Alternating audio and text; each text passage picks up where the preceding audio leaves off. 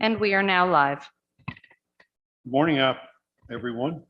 On behalf of the Township Council, I want to welcome you to our inaugural council meeting today, Thursday, November 17th. If you are joining us live or in Zoom conference, we appreciate your attendance. I would like to call the meeting to order at 12:38. And we'll start off the meeting with the territorial land acknowledgement. Before our meeting gets underway, I would like to formally recognize the traditional keepers of this land and specifically our neighbors of the Alderville First Nation with a formal territorial acknowledgement. We respectfully acknowledge that the Township of Ellenwood-Coldiment is located on the Mississaugan and Anishinaabeg territory and is the traditional territory of the Mississauga and Anishinaabeg. The Township of Ellenwood-Coldiment respectfully acknowledges that the Mississauga Nation are the collective stewards and caretakers of these lands and waters in perpetuity, and that they continue to maintain this responsibility to ensure their health and the integrity of generations to come. Number 3, a disclosure of pecuniary interest or general nature thereof. Every member of council want to declare? Deputy Mayor Stover. Thank you, Your Worship.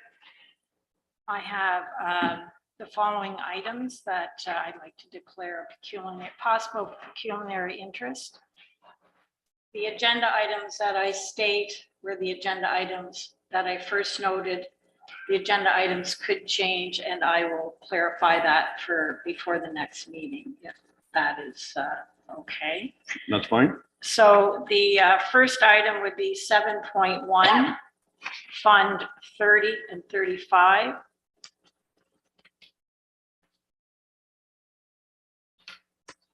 Item number 9.3, page 2, item 4. 10.2, number 1 item. The last, I believe, to be the complete list. 11.3, item number 1. And the reason is possible litigation. Thank you, Deputy Mayor. Those will all be noted. Thank you, Pat. And we'll move on to the approval of the agenda as circulated. Item number 4.1, the agenda of the regular council session of Thursday, November 17th, 2022, including the additions of agenda as item number 5, a delegation, and item number 11-1, correspondence from Doug Ford, Premier of Ontario. And I understand there could be one more agenda. Right? Yes. Yes, Your Worship.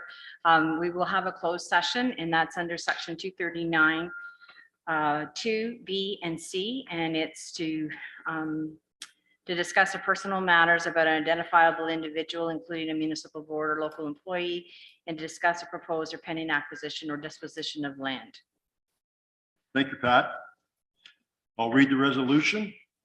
Be it resolved that the agenda for the regular council session of Thursday, November 17th, including the addition of agenda as item 5, delegation, and item 11-1, correspondence for Doug Ford, from Doug Ford, Premier of Ontario, be approved as amended. Can I have a mover and a seconder for that? Deputy Mayor Stover, Councillor Booth. Further discussion? All in favor? That motion is carried. Next, we have item number 5, which is a presentation by Mr. Peter Swinton regarding the 2023 GRCA preliminary budget. Mr. Swinton here? Would you mind coming up to the front? And just to let you know, there is a 10-minute allowance for the presentation, and there's 5 more minutes of council time to ask questions if they so desire. So a total of 15 minutes.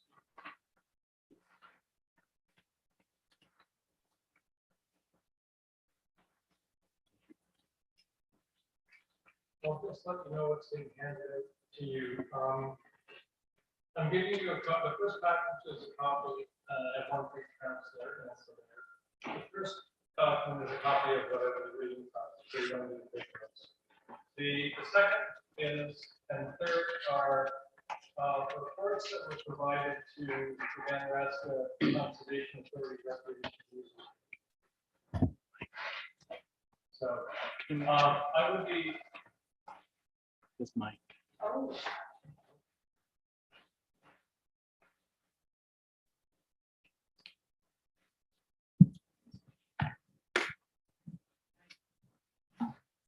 So the documents being handed to you right now, the first document is simply the text of my deputation, which I'm giving you now. The second and third documents are copies of reports that were presented to the Recreation User Committee of the GRCA. I'm not going to take you to them directly, but all of the information that's in my presentation comes from those documents. So they're there for your reference. And if you want to ask me a question of why I'm saying what I'm saying, we can go and refer to that in the question period. Thank you.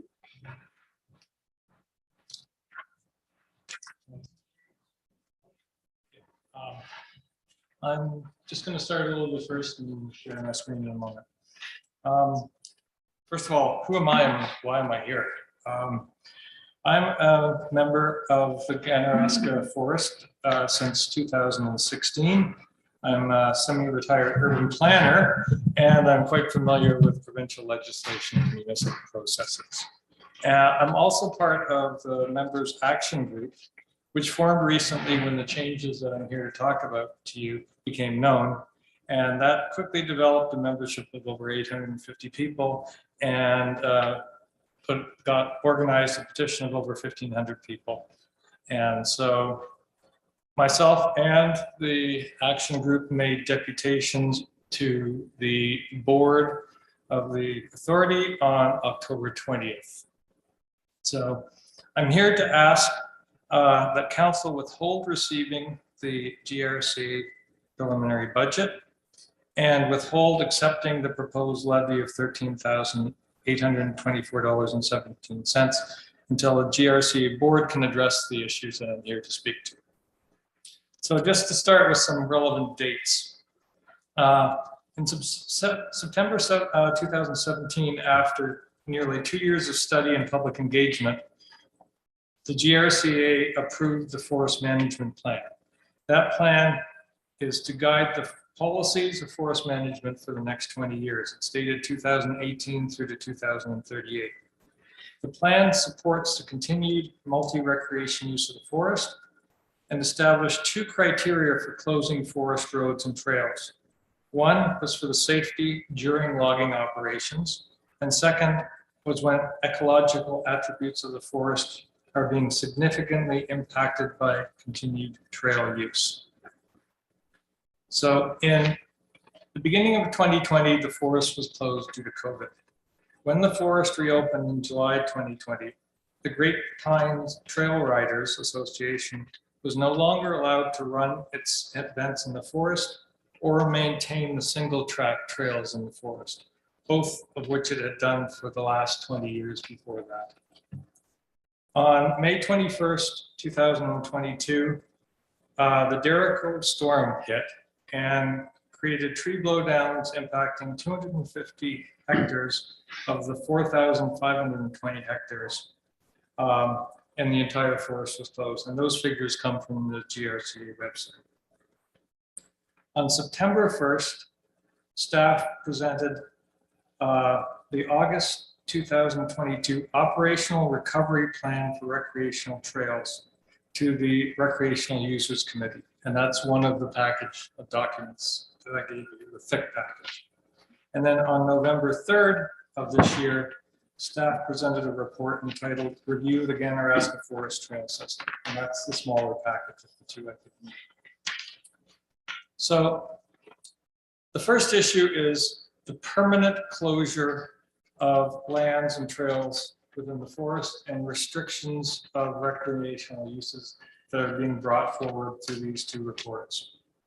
The The first, if, I'm not going to actually go to the package, but in the first report, the September one, there's a one-page report that actually talks about the storm damage. And interesting to note, it doesn't map who the damage was, it doesn't map a recovery process, and it doesn't separate logging issues, that logging that was done as part of the regular business of the forest and logging that was done relative to the recovery plan.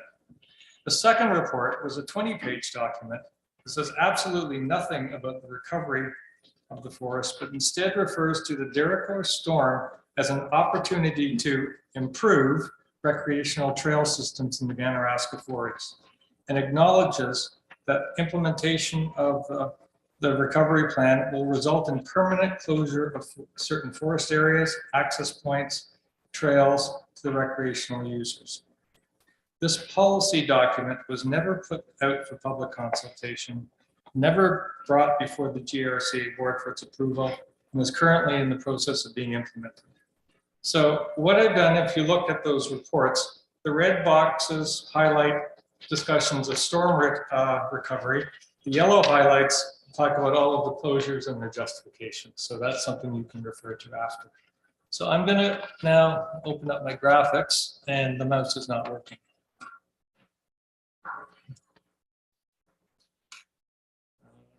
Yeah, it seems to be turned on. I'm going to have to use the pad.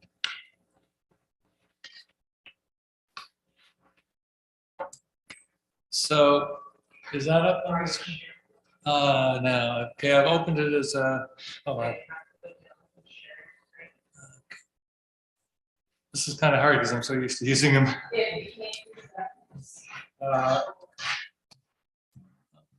Just try.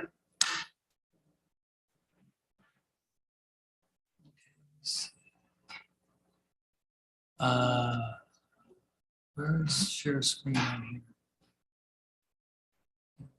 And the mouse works from here. Oh, and the green light was. Okay, so if you go to. Share screen. Find the picture screen.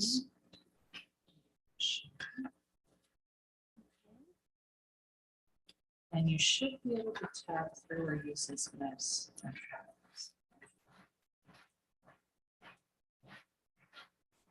So what I did is I went through the report, I'm going to call it the ORP for short, the Operational Recovery Plan. I went through and I mapped out what they were saying in the tables. So what you see in all of the areas that are colored are areas that are currently open in the forest or were open in the forest for recreational use prior to the storm. So this is the East Forest, which is made up of several areas.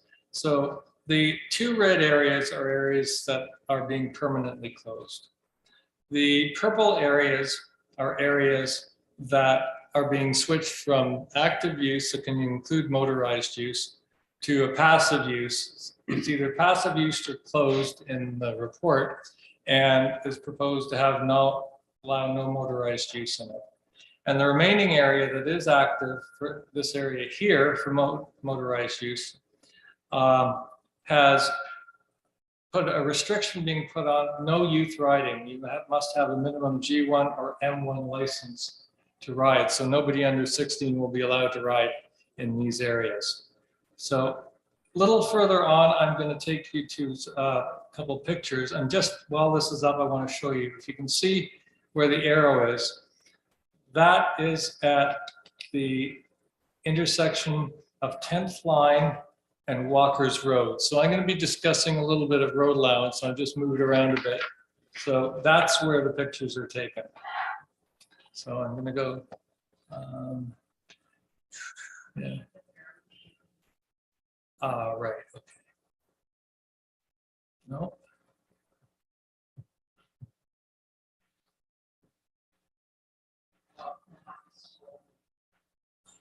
Something is up on the side of it.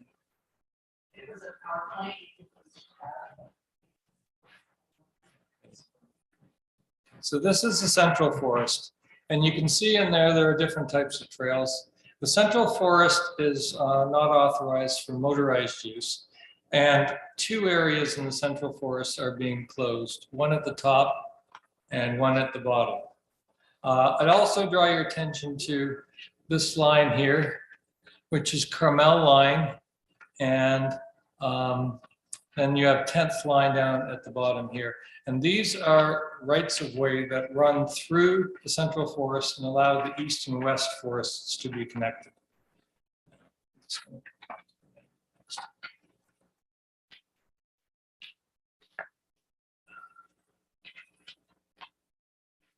I don't know how they can.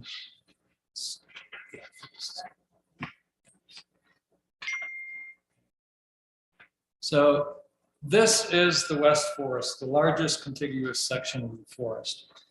The areas in red are being permanently closed, and all the trails within those areas in red are being permanently closed.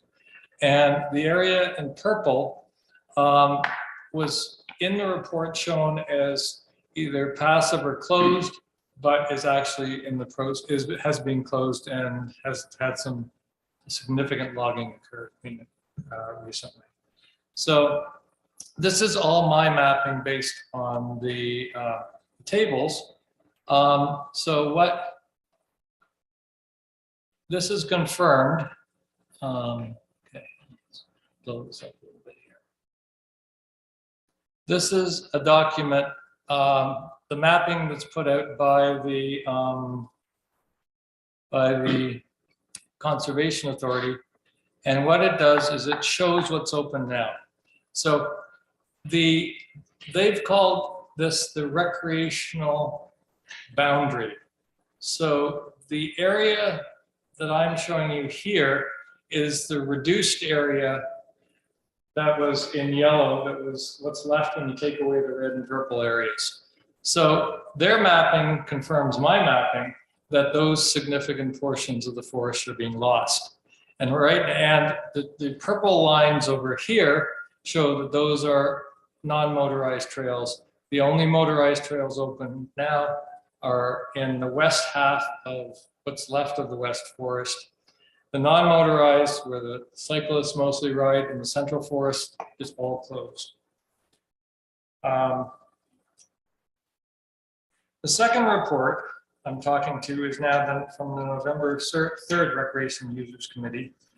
There was a one-page report that updates on the forest cleanup. And I think it's interesting to note that the Ganaraska Snowmobile Club and the Ontario Federation of Snowmobile Clubs were allowed into the forest to help with cleanup as volunteer organizations to help with cleanup to get ready for the winter session. The Great Pines Trail Riders and the Ontario Federation of Trail Riders have not been allowed in. In fact, there's been no meaningful discussion whatsoever about opening up a single track, which are the narrow, windy, little twisty trails. The most sensitive trails in the forest are the narrow ones, a single track like a bicycle or a dirt bike could run along. So those trails, which were traditionally maintained by Great Pines, they have not been invited back to help assist in the cleanup, and they've offered and not to maintain them. The second report is called Review of the Ganaraska Forest Trail System, and it creates a new term, unofficial trails, and is currently in the process of closing those unofficial trails in the forest lands that are left. So the yellow areas where I showed you, and you can see the little green squiggly lines and whatnot, they're now doing a review to further close those trails by calling them unofficial trails, a term that didn't even appear in the recovery plan or in the forest management plan. Peter, I've given you an extra 6 or 8 minutes already. I would ask you to either wrap it up quick or we're not going to have a time to ask you any questions. Okay, that's fine. I'm going to jump ahead then. So the justification they're using is that there are public municipal rights of way, municipal roads, highways running through. And in my document, you will see my discussion on it, but basically they're saying that a right of way that has not been improved, that was never a municipal highway, it's not maintained by the municipality, is a right of way and is subject to the Highway Transportation Act. And that's why they put the age restriction on. The reality is that's not the case. So in the top photo, we have 10th line, which is a highway. It curves and becomes Walker's Road here. The right of way runs straight. So that's the right of way. That's a trail that's on the right of way. You're not going to take your Honda Civic or even your Toyota RAV4 down that road because you'll definitely damage it out. It's not used by the general public and it's not maintained by the municipalities. So that is a trail that connects the forest. It's traditionally been used that way. And that trail continues to the side here. But they're interpreting a way no other municipality in Ontario does, to say that those are a highway and therefore it can't be part of the forest. The reality is, because they're municipal highways, because people can come in, it makes it much harder for them to enforce membership in the forest. I'll quickly get to the budget item, because that's why we're here. So the budget for the forest is $520,000. 80% is paid by the members, and 20% comes from your municipal levies. When the forest opened, 7% of the trails were open. They started the memberships back up. They closed them for the thing, and some people didn't like that and got refunds. I'm jumping very quickly to try and finish. So the budget that you have represents, and it's on the next page, a 14% increase, and those are the yellow highlights in costs, but only 56% of the membership revenues coming in. And quite frankly, given what they've taken away, given that they haven't started up sales again for memberships, and I really don't think that's going to be possible. I think nothing. They're going to get hardly any membership back because the memberships have been extended through the year. So my membership went till October 22. Now my membership goes through till October 23. So I will have the right to ride in the forest right up through October of this year. So there will be no revenue from me until possibly the end of the year, and that's if there's a forest left to ride in. So the reason I'm here is because the Conservation, and I'm concluding, the Conservation Authority Act gives authority to the council representative sitting on the board, and I think Councillor Booth was a representative on the board up through to this point and to the meeting tonight, to generally act on behalf of their respective municipalities. So he's there to represent your interests at the board. Yep. So I'm asking that the township withhold the budget levy and allow itself to be more fully informed of the actions happening at the GRCA, so it can consider the budget in its full context and advise and direct its representative accordingly. And if you're not satisfied or share the concerns that I have, that you direct your representative to make sure at the board, to make sure that these mistakes are corrected, and that the Ganaraska Forest is returned to full use of its members, the public, your citizens. Okay, Thank you. thank you very much, Peter.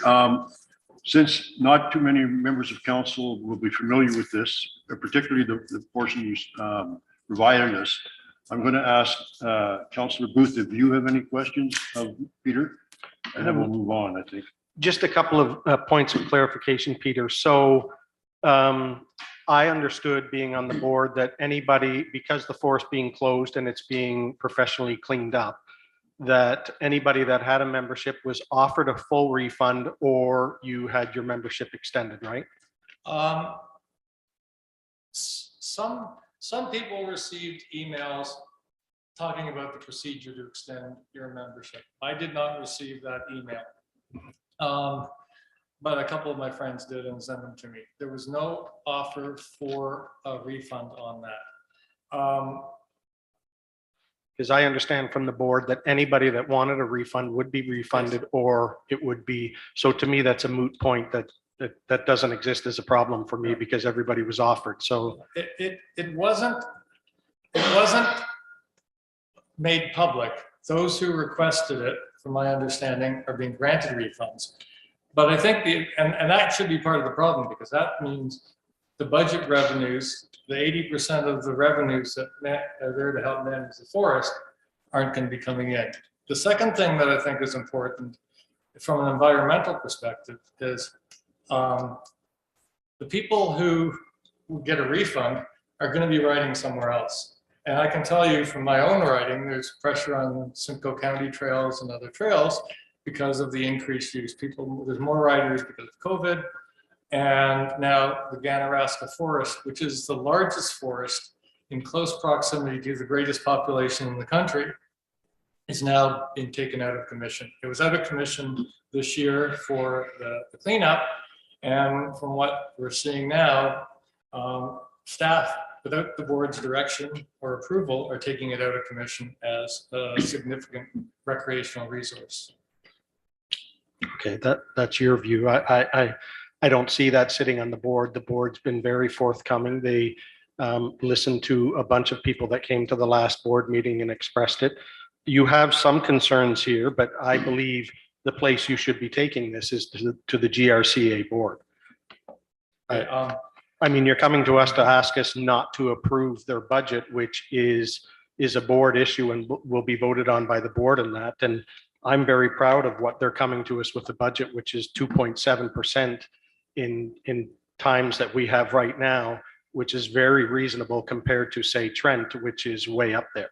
And I understand your concerns about the forest being closed and but that was because of an act of God, that the storm went through and pretty well devastated, what did you say, 240 hectares or whatever, and they showed us pictures where it was unsafe for staff to go in there with chainsaws and that they had to hire a professional logging crew that went in there.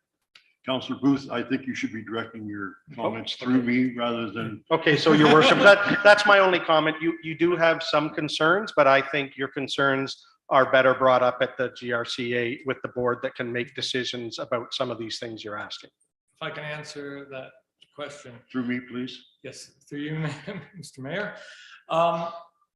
We brought them to the board and there is a board meeting tonight, so we will see how staff respond to the questions that are outstanding, because there was a staff report that followed, largely did not address the issues, at least in my mind. So we'll see if they do get addressed tonight or not. The second thing is that the board has not been kept informed. These closures are major policy changes that have only been brought to the Recreation Users Committee. They have not been brought formally to the board. So I'm here because the board is there to act on the best interests of the municipalities. So I'm here to give you those policy documents so you can look at them and you can say, is this a policy document? Is this in keeping with the forest management plan? Or is this the staff going off doing whatever they feel like doing? Okay, I'm gonna call it there. I think you've explained your situation very well.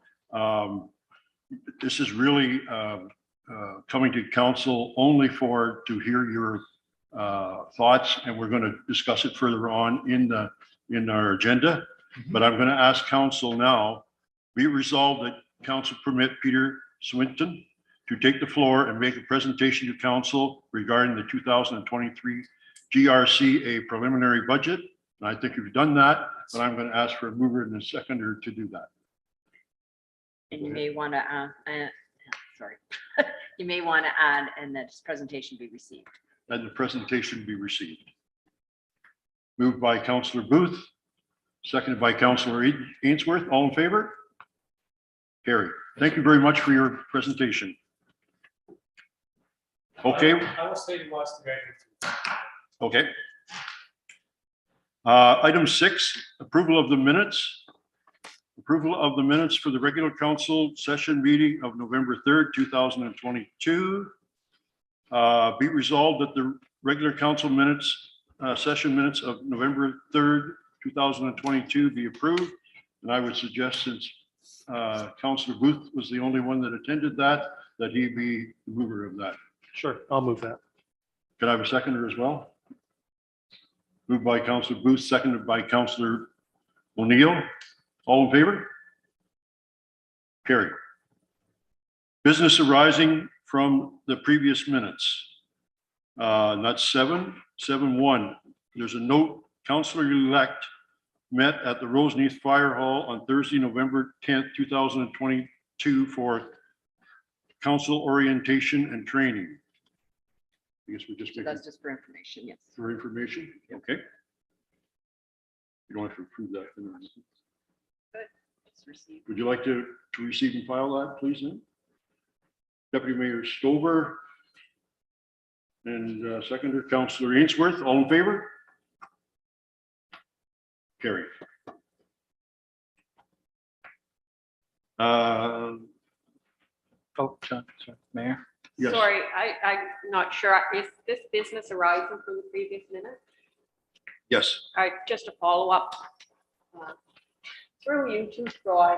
Troy, did the Christmas application get filled in and everything done on that item? I'll let Jennifer Steen, who is online, she's able to answer that. Go ahead, Jennifer. Hi, thank you. Through you, Mayor Lowell. The insurance, the copy of insurance is still outstanding. So I did last speak with the main organizer, Julie Perry, and she will be providing a copy prior to the event. Is there anything else that was on the application that is outstanding? I know some mentioned a signature. Everybody has, if not physically signed off either by email. And that's the health unit, the fire department, public works, and bylaw. I have been corresponding with the county of Northumberland, who would like us to complete their application. So they received our application, came back to me, and just would like us to complete their application and include the copy of insurance. So I've just been corresponding with them, and once I have that copy of insurance, I will give it to the county as well. Thank you. Does that answer your question, Councillor O'Neill? I guess I'd like to maybe follow up too. There was talk at the last council meeting regarding how many times a fee should be waived. And I would think we should get an answer from staff on what their feelings on that and see how often that could be or should be done. Because it can't go on, I don't think it should go on forever. There are costs to run that, any type of whatever event, I guess. Not only, and with this particular one, I'm sure that Public Works has to get involved and put signs out, and and as well as just the paperwork of staff to set them up. So I think I would like to see staff come back with an idea of what they think there should be a waive, or when we should stop that waive of policy. So do we need to move You should have something like some, that? yes, staff bring back a report. Yes. So would someone like to move that for me? Moved by Councillor Booth, seconded by Councillor Ainsworth. Further discussion? All in favor? That's carried. Anything else on previous minutes? Good. Sorry, Sean. Okay. You're going quicker than my brain was there. Will the public have any input on that fees? Will there be an opportunity for public input into that report, or would that be after we receive the report? Go ahead. Go ahead. No, you go ahead. I was just gonna say, typically, we would bring a report to council, and then if council would like public input, you would direct us to do that, so. Thank you, Pat. Okay, item 8.1, a report, Treasury Department, a report from Nicole Leach Bynum.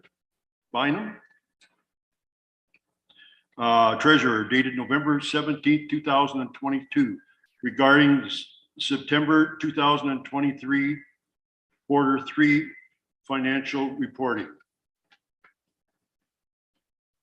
Nicole, would you like to take the floor and go through this, or if there's anything you'd like to highlight?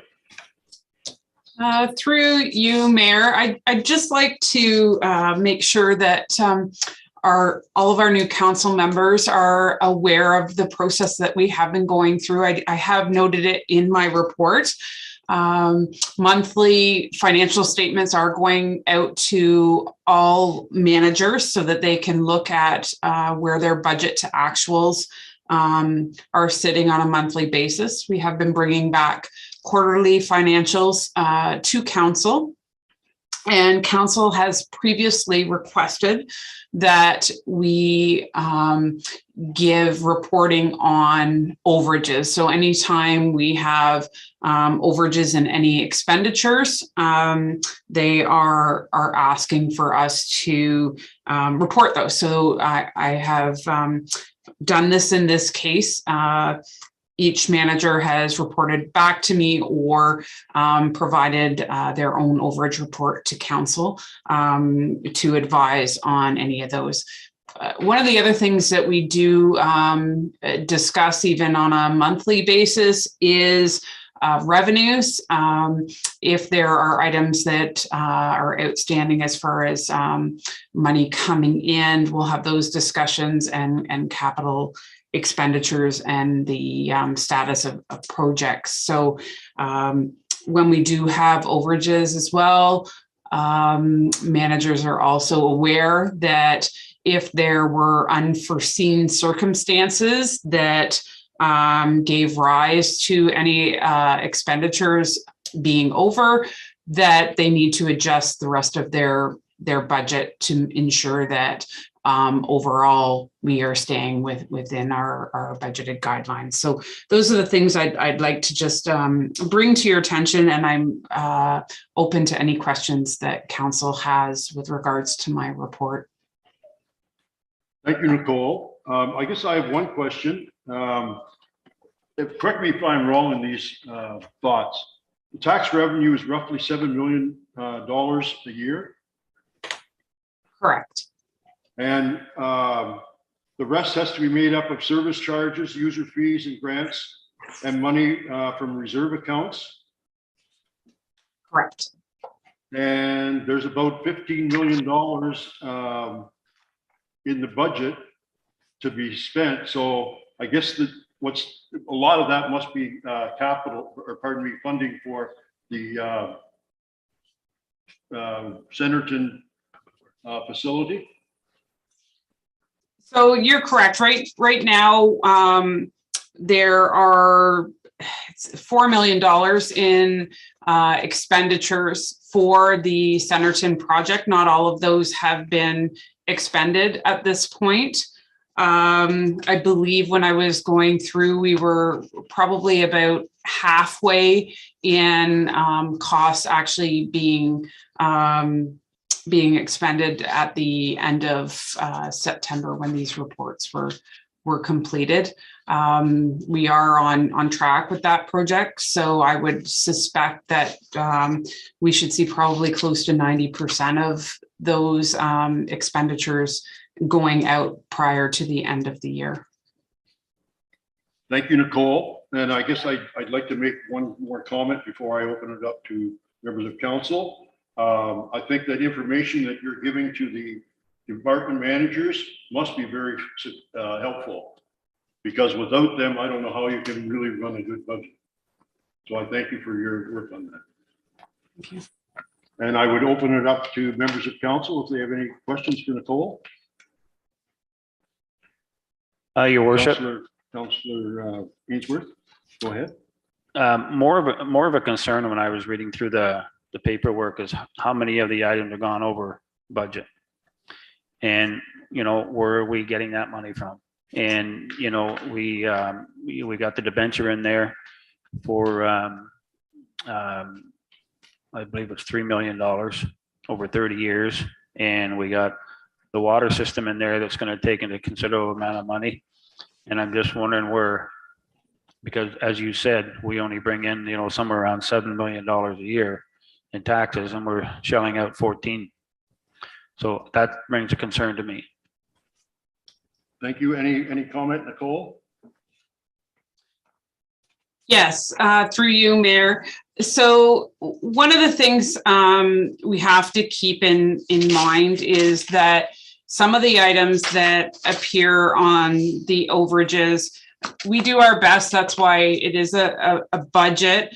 We do try and stay within it. But especially when you get into public works and things like maintenance and fuel costs, we've done what we can to, project what those costs will be in a year, but sometimes we don't know. So what we do try to account for is making sure that if we know that there are items that are costing us more, that we become very diligent in making sure that we save money where we can.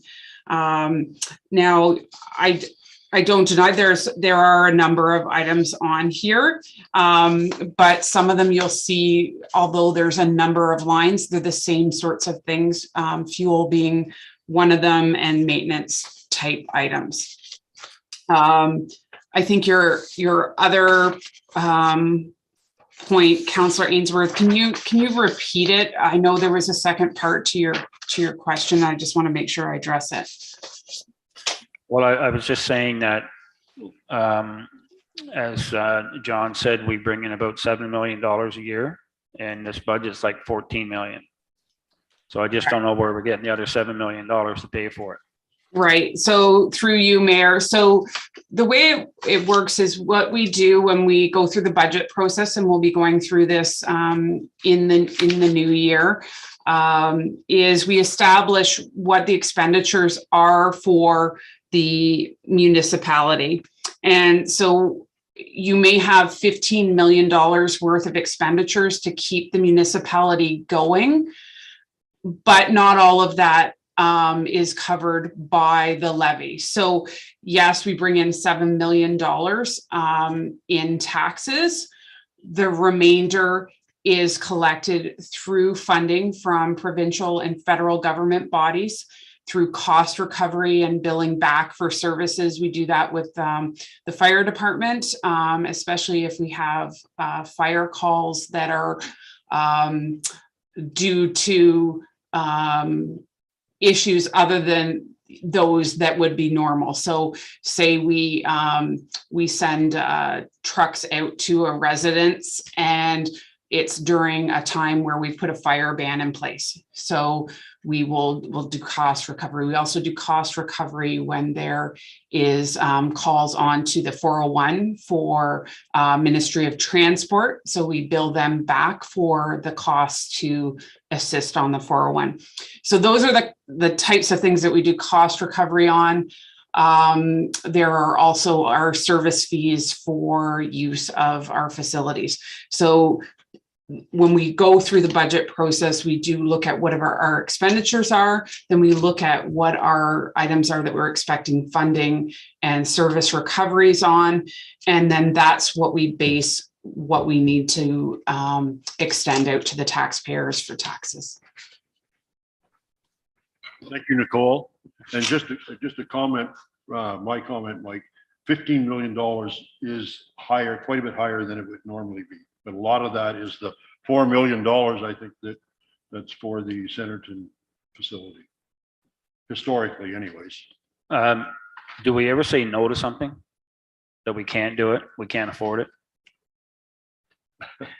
I'm gonna let Troy answer that. Through you, Your Merit. Yes, the counselor on my left will definitely agree with me, but during budget time, absolutely. So you will be able to cut back, take right out, cut it in half, whatever, during budget time. So each department will do their presentation along with Nicole, and you have that opportunity to speak and vote, turn down, whatever it may be at budget time.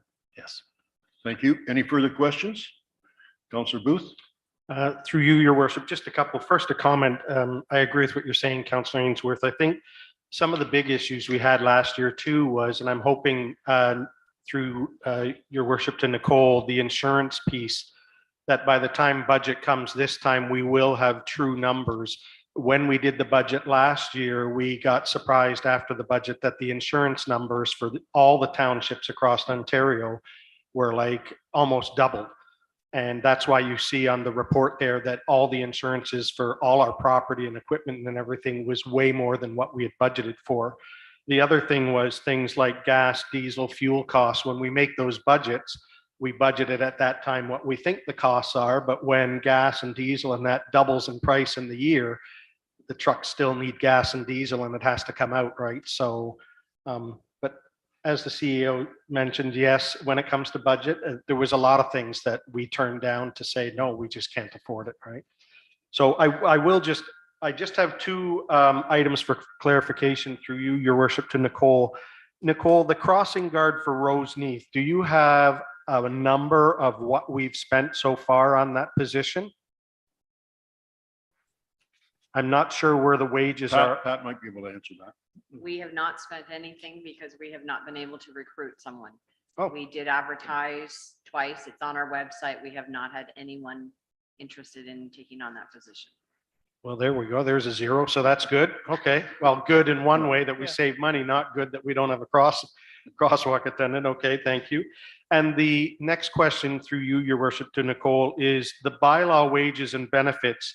We had put in the budget for part-time bylaw person, Rob Gord, to help out with bylaw.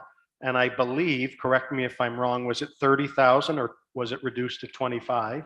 Could you tell me what approximately we've spent on that so far this year?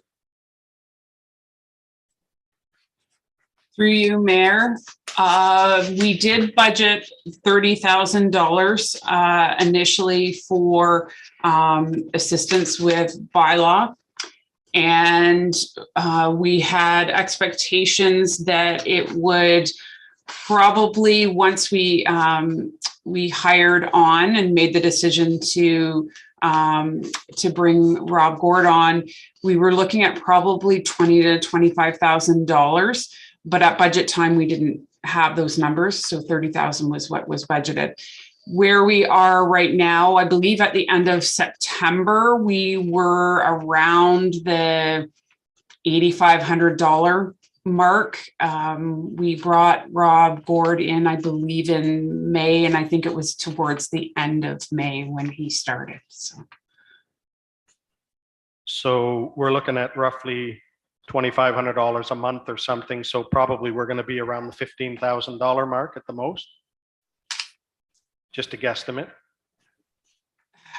Yeah, I would say you're probably not far off. I don't expect it up over the $20,000 mark at this point. However, I would prefer to have both Daryl and Dave weigh in on that, just because I'm not sure of the expected allocation of his time between fire and bylaw as we approach the end of the year. So they have been sharing his resources for that purpose. And therefore, I would say that they would have a better idea of whether that's going to sway one way or the other. Thank you, Nicole. Anything Okay, further? no, thank you. I just wanted to say very well in the job that was done here presenting this. I know it's new for some of the councillors here, but what we're getting from her is much better than what we used to get, which was no update at all. So this is fantastic that staff now, Nicole makes them come back when they have overages and that, and we can tweak it in the future. Thank you, Nicole. Mary Catherine, you have a comment? Thank you, Mayor Logal. Following up on Greg's excellent job, Nicole. These are very, very helpful. I notice you're doing overages, but there's a number under, like, budgets. For example, the parks upgrade budget, there's 40,000 and only 8,423 has been spent. There's something Western Star where, again, it's far under the anticipated budget. Just wondering if there's any chance that reports could include some information on the things that are under as well. or whether council actually thinks that's a good idea, but personally I do. Comment, Nicole? Through you, Mayor, I think that it's definitely not a bad idea.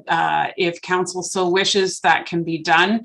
We are currently, when I'm sending these reports out to staff, I am looking at those items that are under, especially when we're starting to look at capital items. Because my concern is as we get closer to the end of the year, that if there's an RFP process that needs to be done, that we're doing that. I think Troy and the other managers will attest to the fact that I do on a monthly basis send those out. And if there's anything that comes to my attention that I can see that we're not where I would have expected us to be, that they do provide that detail. So if council so wishes, we can provide that at the end of the quarter as well. Thank you, Nicole. Deputy Mayor Silver? Through you, your worship. I think that would be very helpful too, especially at budget time, because that just keeps us abreast of the overages, which is excellent, and the under ones who we're not spending that kind of money, because that would make a big difference at the budget time. Okay, could I have a Councillor Ainsworth? I just had one more question. Can we define like there's a number of comments in here where money was mislocated and it will come back in the fourth quarter. Can we explain mislocated? Was it just taken from somewhere and used for something else? Go ahead, Nicole. Through you, Mayor, it's actually a misallocation. So when I say something's been misallocated, when it's been posted through our computer system in our general ledger, it has potentially been posted to the wrong account. So I think one of those that was on there was underwater. There was some large amounts there that I had to get clarification from Lakefront Utilities, and they've since given me the details. Because when we do the water budget, they actually provide us with a lot of the budget line items. So I rely on them for that information. So coming into the next quarter, I will be doing journal entries into our computer system to make sure that the amounts that say went to one GL account is spread out over the GL accounts that it should have gone to. So it's really just that it got misallocated to the wrong place, because when staff received the invoices from Lakefront Utility, they didn't have the detail to know the different accounts that it applied to. You're Catherine? Through you, Mayor Logal. Just a couple of specific line items. With the reserves for the Centerton Community Center, that was, I understand, for the capital project of the roof, which has been lingering for many, many years. So, but when I went back to try and find it, it may be me, but I'm not finding it under the CCC budget where the line for the roof is. You want to take a look at that, Nicole, and get back to us? Through you, Mayor, yes, I can look at that. I believe it was under the building budget, but I will look that up and I will send something out to council to clarify. But I know that was something that we had budgeted for. Thanks. And the final, if I can. There's an unbudgeted expense in the arena for $9,724. What was that? Anyone?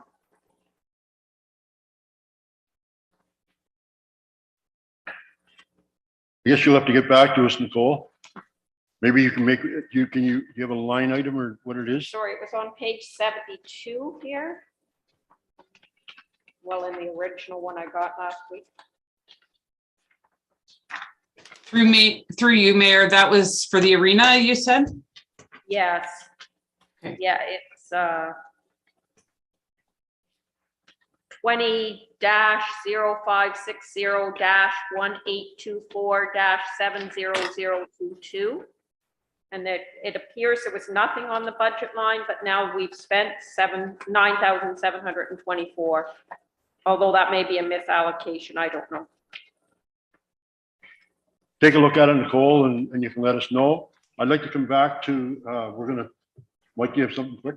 Yeah, there's a number of acronyms in here that I don't know what they mean. Is there a handout we could get to describe what they are? Yeah, Good point. we can get you a cheat sheet. Yep. Cheat sheet, is that what you call them? That's what I did. Okay, one thing that has come up through this discussion, and it has been a very good discussion, is if we can have an idea of some of the things that we have more money that hasn't been spent yet. If you can give us an update on that. And I think at the same time, it's important that we do spend that, because, especially if it's capital, because that's what we plan to do.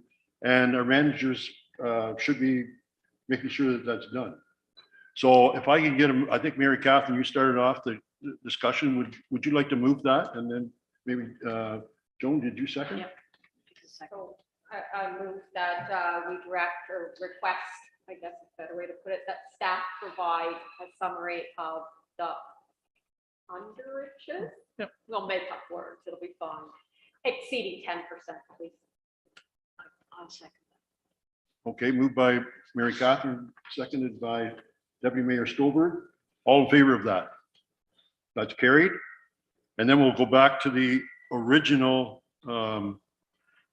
spot, and that is be it resolved that Council of the Township of Alma-Calderman received the report from the treasurer dated November 17th, 2022 regarding the September 2022 Q3 financial reporting. Do I have a mover and a seconder for that?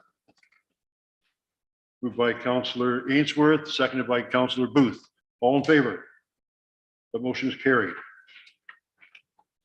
Next, we have a 8.2 report from Nicole Leach Binham, Treasurer, dated November 17th, 2022. And this is regarding the Ganaraska Conservation 2023 preliminary budget.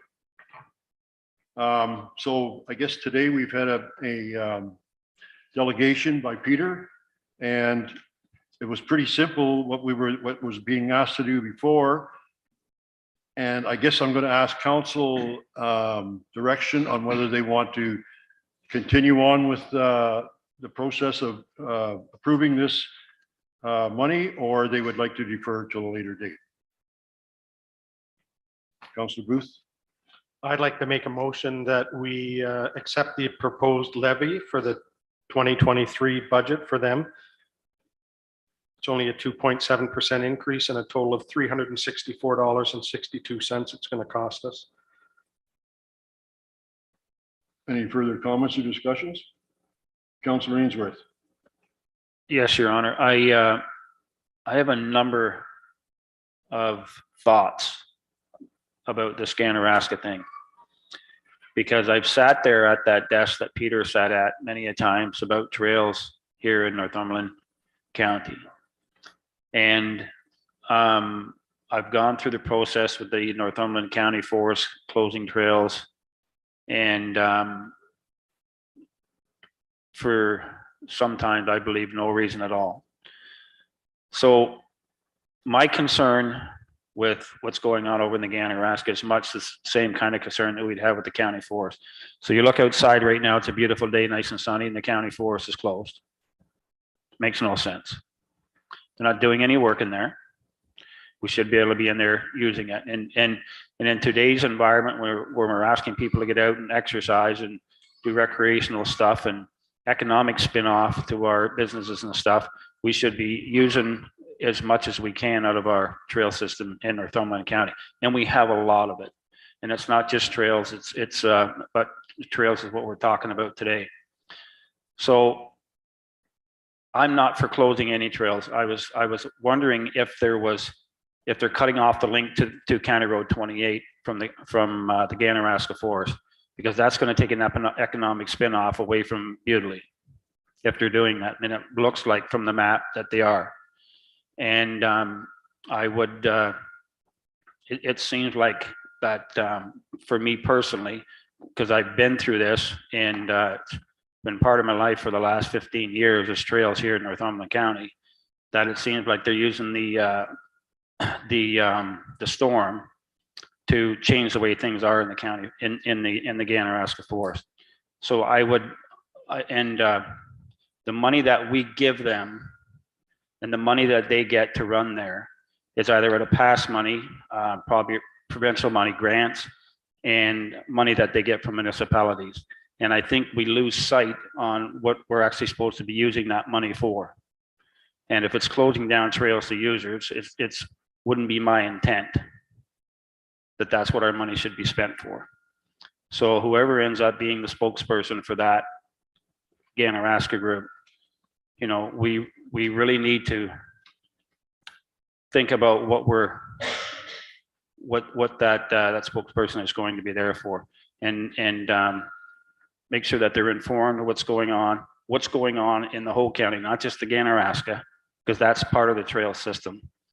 And they carry their own pass, and so they don't allow anybody else out there that has any other passes. And I'll give them credit, they're only one of the last one that actually has motorized vehicles in it for the conservation area. So it is a bit of a moneymaker for them, and I'm sure they're hurting over it. But I would just say that we should be looking at ways to keep the trails open, manage them properly, educate, police them properly, and work together to keep that going. Thank you. Further comments? There was a motion on the floor. I was going to say a point of order that you can't really discuss it until the motion is either seconded or not, but because we're new, but there's a motion on the floor to accept it. I Okay, just we need have a seconder. mover. Yeah, he's right. Can we have is there a seconder to that mover? I would like to discuss just one more point. I'm not sure, but. It has to be seconded first or not. Oh, And you can say you're going to second it for discussion. I'll second it for discussion. Okay, it's been moved by Greg, seconded by Councilor or Deputy Mayor Stover. Further discussion? Deputy? Well, just briefly, Your Worship, what holding back this budget is going to do to the procedures for the forest. This money is to run the Ganaraska. As Councillor Booth did say, it is a minor, a 2.5% increase. I think, I think whoever is sitting on that board can keep everybody's concerns and issues at bay as we're discussing it. But that was all I was going to ask for. I would second, if that's the procedure to follow, I would second Councillor Booth's. Thank you, Deputy Mayor. Any further comments from council? Councilor O'Neill? I'd like to follow up on Deputy Mayor Stover's comments. The main goals of the Conservation Authority are for water protection. And so there's a number of budgets here for watershed management, the environmental advisory services, and watershed stewardship. Those are things we do want and we do need. So I would not like to see any withholding of budget for those items. Councilor Booth, you had a comment? Just to say that we need to separate two things here. I understand the concerns from the gentleman that did the delegation. I just don't think that asking us to not approve the budget for the Ganaraska is the right way to go about things. Issues you brought up, Councillor Ainsworth, are all worthy issues that need to be addressed to the Ganaraska board, not us. They're just asking us, are we going to approve the budget increase of 2.7%? To me, which is pretty straightforward. They've worked hard. They brought their budget down to 2.7%. They're very proud of it. I think we should pass it. The gentleman needs to take his concerns and the user groups to the Ganaraska board, which they have every right to do, to address the operational needs, totally separate from the budget. Further comments? I would, through your Yeah. worship, I would agree with Councillor Booth. Thank you, Deputy Mayor. Councilor Ainsworth? I agree with Councillor Booth in a lot of ways. I just see that sometimes people do a lot of window dressing. And that it doesn't matter what the user groups say, you know, we're talking about the Ganaraska, they'll do what they want to do. The county forest did change some things, but typically they did what they wanted to do. No matter how, and I was on that committee since 2009, right? So if there's anything, because it's tax driven, municipal and provinces and grants, why are we stopping people from using it? I can understand if there's ANSI areas in there and there is unsafe areas in there that need to be fixed or looked at, but I don't understand why we want to shut trails down. And if we're paying to have that happen, then we need to have our agenda noted over there. Thank you. Mary Catherine. Follow on Councillor Booth. I believe that this is a budget discussion and it should stay a budget discussion. If it comes back before our council, I think we want to be looking very specifically at the property that is within our boundaries and looking for specific support for something that's related to our boundaries. That's just my thought. Thank you. Everyone has had opportunity to have 2 comments. I'm going to call the vote. But first I got to read the resolution. Be it resolved that the county of the township of Alnwick-Haldeman received the 2023 preliminary budget from the Ganaraska Regional Conservation Authority and correspondence dated October 5th, 2022. And further that the council accept the proposal levy of $13,824.17 for the 2023. And further that the council direct the clerk's office to send correspondence back to the Ganaraska Regional Conservation Authority with any comments and acceptance of the 2023 preliminary budget. It's been moved by Councillor Booth and seconded by Councillor Stover, or Deputy Mayor Stover, pardon me. All in favor of that? Can I request a recorded vote, please, Your Worship? Yep, you can request a recorded vote. I'm going to let the clerk handle that for us. Sorry, Pat. That's okay. I came prepared. Okay, since Councillor Booth is making that request, he will be the first to vote. Councillor Booth, In favor? Mayor Logal, Yes. Councillor O'Neill, Yes. Deputy Mayor Stover, Yes. Councillor Ainsworth. No. It's 4-1, motion is carried. The motion is carried. Thank you. Thank you, Pat.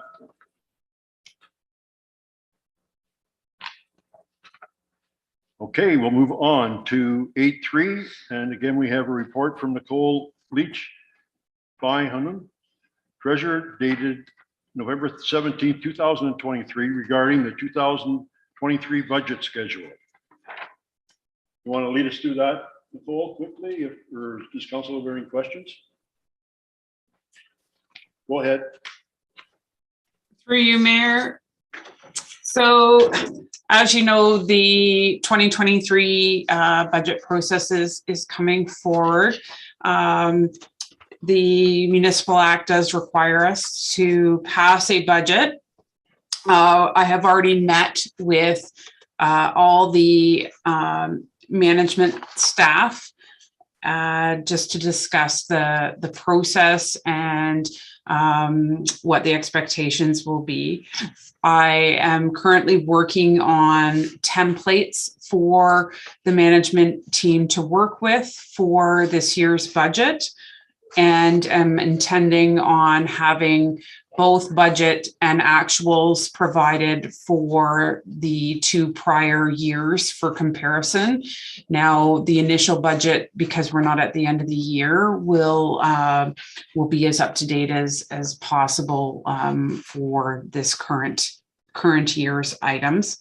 As well, something new this year, I don't think it's been done for a couple of years here at Alnwick-Haldeman, is issue papers. So we will be using an issue paper process. And what those issue papers are is any major expenditures, tends to be mainly capital items. We will bring those forward to council with all the details of those items and give all of council a chance to discuss and make a decision whether each of those major items is something that they would like included in the budget for the year. So that's something new that we will be asking staff to provide at budget time for consideration for council. So December 12th to 14th, I'm in the process of scheduling meetings with each of the department heads to go over their budget. Both myself and our CAO, Troy Gilmore, will be present for that. Once we've all sat down and agreed on those numbers that we want to bring forward to council, we will get that submitted to the clerk's office for the budget meeting. So this is the most important part, I guess, for council, is that right now we have scheduled January 4th as a full day with council, including a break for lunch and to present the budget. And during that presentation, you'll have a chance to ask questions, make comments, ask for changes, and then we would continue on to the second budget meeting on the 24th. And I would recommend that we wouldn't need a full day for that would just be like a normal afternoon meeting. And then that's where we would go over any amendments that were made based on discussion with council at the previous meeting. And once we get those amendments done, that we would meet again to have a final draft of the budget presented. Now, a couple of things. One, I'd like to know from council if these dates are going to work for everyone. Of course, we would like to have all council present for these meetings. And as well, I'd just like to comment that if at any time during this process we feel that there needs to be more meetings, any other special meetings in between, then that can be done. But this is just a preliminary schedule that we've brought forward for your discussion. Thank you. First of all, is everybody available on the 2 dates that she's mentioned? Mary Catherine? Mayor Lobo, having sat many times in that desk and presented, and I know the depth of those presentations, and there's a lot of departments that are coming forward. I'm wondering if we could have 2 days rather than just the 1 day of January 4th. And also related to that, a snow day, would that be Zoom if it is weather? So 2-part question there. Thank you. Troy, you want to comment on that? If that's what council wishes, a 2-day, we have always been able to do it in 1 day, but I do understand what you're saying. So if council wishes, we can, Nicole can redo the schedule and get 2 days, if that's what council wishes. And I will say, if something happens with the weather, we do have the availability for Zoom. So yes, that is an option. Through you, Deputy your Mayor? worship. Is it, I see, Nicole, you have from 9:30 to 6 p.m. Is that, can we go longer if we need it? I think after 6 p.m. we'd be ready to call her a day. Through you, Mayor, I think you're correct. Really, those are guidelines. I wouldn't expect it would go any later than that. It really depends on, how much discussion takes place. And that's why I mentioned as well, we may need to add meetings depending on the amount of discussion and whether presentation takes longer than what we intend. Councilor Booth? Yeah, through you, your worship. We did in the past, the last 2 or 3 that I've been involved in have 2 days. They went from 9, I believe, until 2:30 or 3. And I think the good thing about that, Nicole, was it gave you an opportunity after the first day that you could take your budget binder home. You could review some things and think about it and then come back the next day. And I find that it might be because it's all in one day that you're going to be rushed when you go line by line, and especially with this new council, I think it's going to be a little bit more slower that we'll be going. I would agree with what Councillor Mary said, Mary Catherine O'Neill, about it might be better to go back to the 2-day. The other one was just maybe through you, your worship, to Nicole. Could you tell us, Nicole, then when would we be getting the issue papers and the binder? Are we going to get that in December, or are we getting that on the 4th? Because hopefully we would get that binder before so that council can review it and already highlight and make marks in it before we actually get it the day of. Go ahead, Nicole. Through you, Mayor, I think that's a really valid point. So that's something, maybe Pat, do you mind commenting on that as well? Because if we don't have enough time frame, I know you and Yolanda work to get all these copies out normally. So, I mean, as long as, when I'm saying I can have it submitted to you on the 21st, I don't know whether that's giving you enough time to get that to council far enough in advance. Yes, so if we receive through you, your worship, if we receive it on the 21st, we can have copies made and get it delivered to council, because I'm sure you'll want hard copies to view. It'll be easier with that large of a document. So yes, we can make that timeline. Okay, So, excuse me, just timeline of what, when would we get it? Before the Christmas For break Christmas or? holidays. Okay, good. Merry Christmas. Yeah, yes. is it a bow wrapped around those? I can do that. That's what I was just thinking. Yeah, okay, thank you. Okay, I think we've all had a comment. It sounds to me like we do want a second day. I don't think it matters if they're back to back, does it? In the past, we used to have them back to back because people could do their presentations. It was easier for Troy and his staff to know that they presented on either the Monday or they presented on the Tuesday, and then we could call them back if we had issues with anybody from the first, but I leave that up to Troy and Nicole, how they want to. We did it, I believe, on a Monday, Tuesday, I think, or it was a Tuesday, Wednesday, so it would stay away from council meetings. I think if it could be done, it would have to be back to back. For my schedule would be fine in the first week, but to start juggling around some of the other ones from the county might be difficult. So if we can go 2 back-to-back days on the first week, I think it'd be fine. Yes, it's through you. We don't have a regular council meeting scheduled for the 5th, so that would work. It's the Thursday, so that would work as That well. would work, yeah. Okay.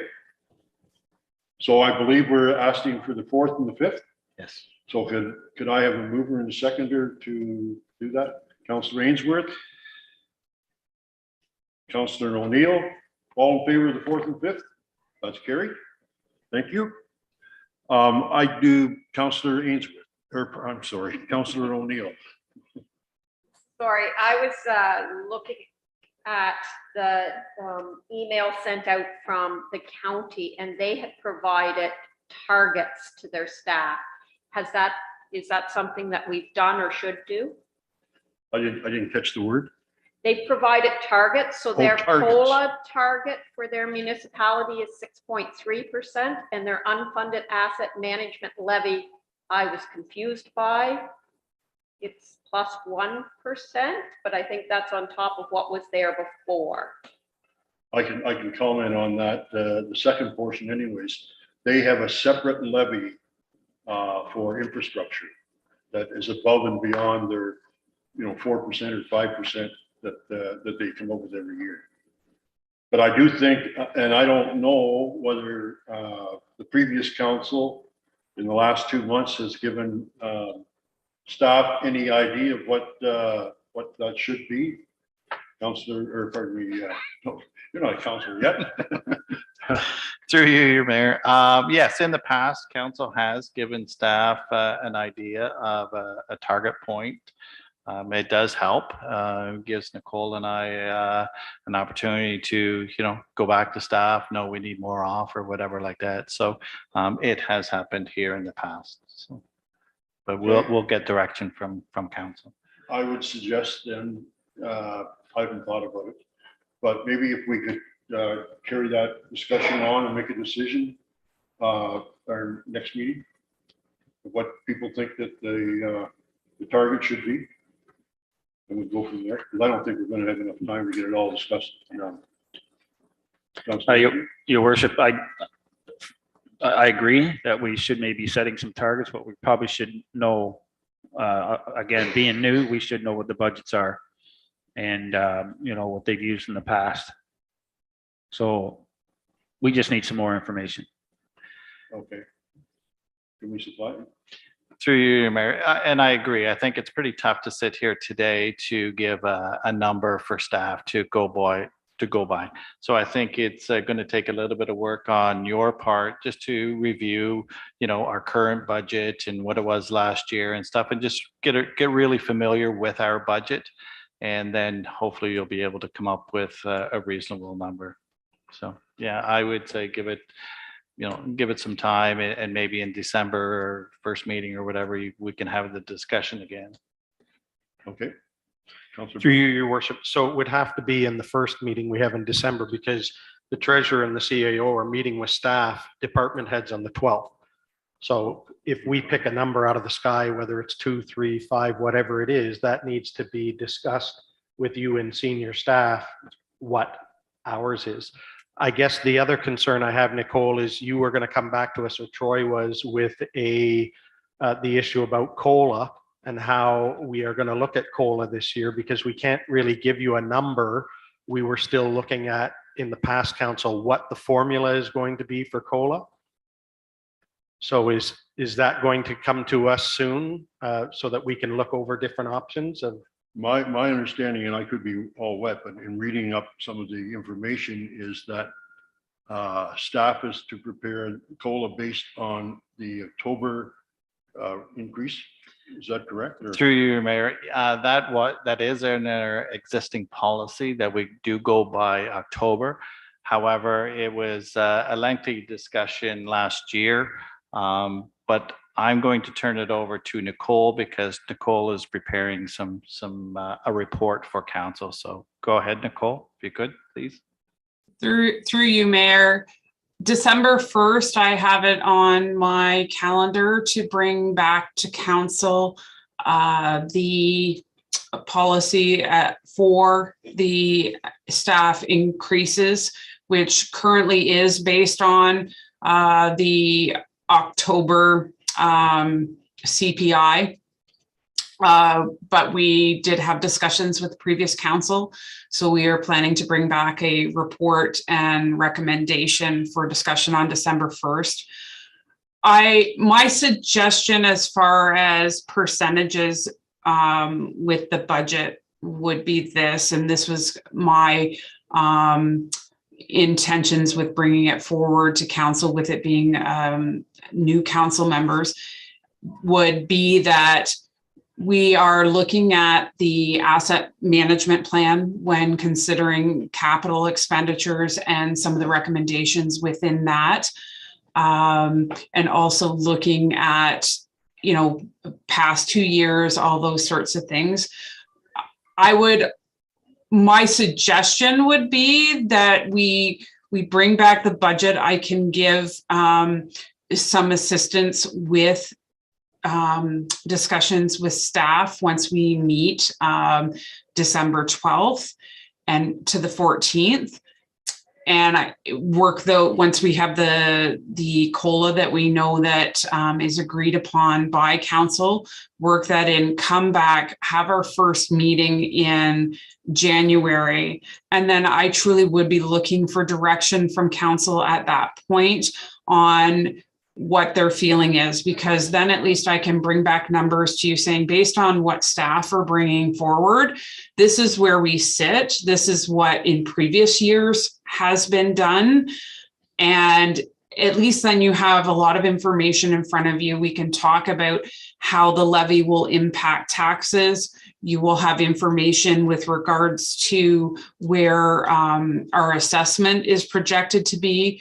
Because one of the things that is usually misunderstood by the general public is the difference between the levy increase and a tax rate increase. So I just want to make sure that you have a really good understanding of that before coming forward and saying this is the percentage that we would like to see.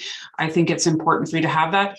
If you would like to give us that direction earlier, I can bring back a report December 1st that would give you a little bit more information to be able to have that discussion. But I truly think once you have, once you're kind of going through that budget process, you'll have a better understanding and have probably be able to make a more educated decision on that percentage. Okay, I personally, I'm happy with either one, but what is council's wish?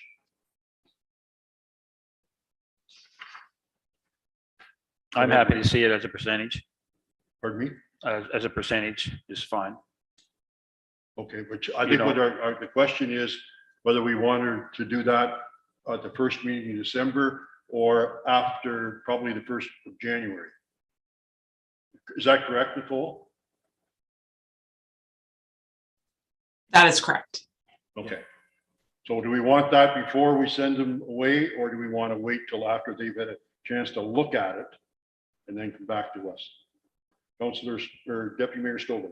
Well, I think there's a lot of things at play here that we don't know, and it would be I personally like to take Nicole's lead on that. And as we get going through the budget, we can tear it down more as we go line by line.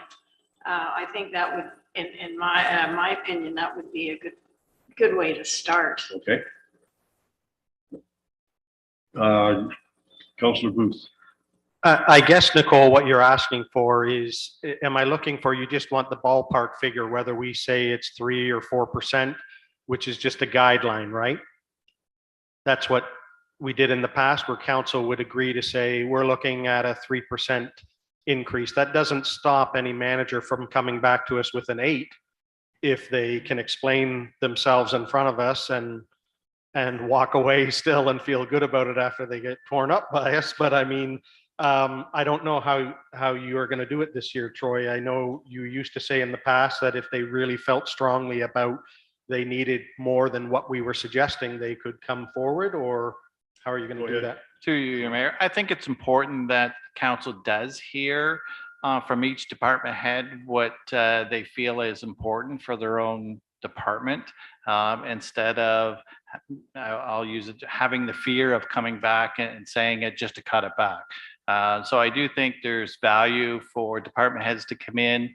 I won't say their wish list or whatever, but I think it's important for council to hear each and every department what they feel they need to run their department successfully. So if we're able to do a budget, obviously with Nicole and I working with each department head, that we come in with a number. Again, you're still able to cut back, and you will cut back from there. But I do think it's important to hear from each department what they want. So, you know, we do our job, the department heads do their job at providing a budget, what they feel they need. We bring it, present it. Okay, that's way too high. Let's cut it back to whatever. So, yeah, that's what I think. I think they need. So are we offering, and is that what you're looking for, Nicole? Is the magic number that you and Troy, when you discuss with them, that council has suggested? I'm just going to pick it out, 3% or something, or the cost of living, obviously you can't put into the formula until council has decided what method we're going to do COLA, which will be decided hopefully early in December, right? If council makes a quick decision on how they're going to calculate whether it's going to be different than what the bylaw says now. Through you, Mayor, having a percentage is definitely helpful. I don't know, based on even what Troy just said, whether having that percentage prior to our first draft is helpful or a deterrent from, really looking at what the needs are to provide the services and to run the department. My thoughts on that is when the department comes to us, I would prefer them not to have that percentage in mind, but to truly be looking at what is needed. And sometimes I think the positive thing is that they are looking at being efficient and effective, and quite often come back, and I found this past year, will tell me that, I don't need that much to do what we need to do. And we're actually able to scale things back. And I think it may not be a bad idea for Troy and I to have that idea for council, maybe to have that discussion, what they would like to see percentage year over year. But I would also ask all council members to, take the time, look at last year's budget. We did increase, I think it was 3.9% over the prior year, but also look at the asset management plan that was approved, because in there, you will find that there are recommendations that in order over the next 10 years for us to be able to maintain our roads, maintain our other capital assets to where they need to be in order to provide the services for this township. The percentage that, based on what I think they had used, 3 or 3.5%, they're saying it needs to be more than that we would have to have an increase over 6%. Am I saying that that's what we're going to do? Absolutely not. But I think it's important for council to consider those things when making a decision on how much of a levy increase we're looking at. And again, to also remember that even for this past year, we had a 3.9% levy increase that only converted to a 1.8% increase in property taxes for the municipality. So that just because we say we want to increase the levy or the budget by that, whether it be 3-4%, that isn't necessarily the increase on taxes. And we can talk about that a bit more once we get into the budget process. Okay, I've heard from 2 senior members of staff and what they think, and I think what Joan was saying too is that we'll wait until after staff had a first crack at it. And if someone wants to make that motion, then we'll decide. So moved by Deputy Mayor Stover, seconder for that. Seconded by Councillor Booth. Further discussion? All in favor? Motion's carried. I do have one other thing to mention on that, and that is in past, we've had a public meeting to go over the budget, and I think council's goal was to have it approved, the final budget approved by the end of February. And I'm just wondering if, first of all, if we intend to have that public meeting, special public meeting, and could we do it by the end of February? You want to comment on that, Nicole or Troy? Through you, Mayor. Yeah, if that's council wishes, yeah, we'll talk as senior managers and come up with a date and the process to have the public involved. Go ahead. And just for council's information, last year we did have a public session, Yeah. and we also put it out on social media that if somebody had questions, to send the questions to me by a certain date. So that gave staff a time to review it and to have a response available. So. Good. I'd like to see that. Through you, Mayor, I did not put that in this schedule, and I apologize. That was something that was discussed by the department heads when we did meet.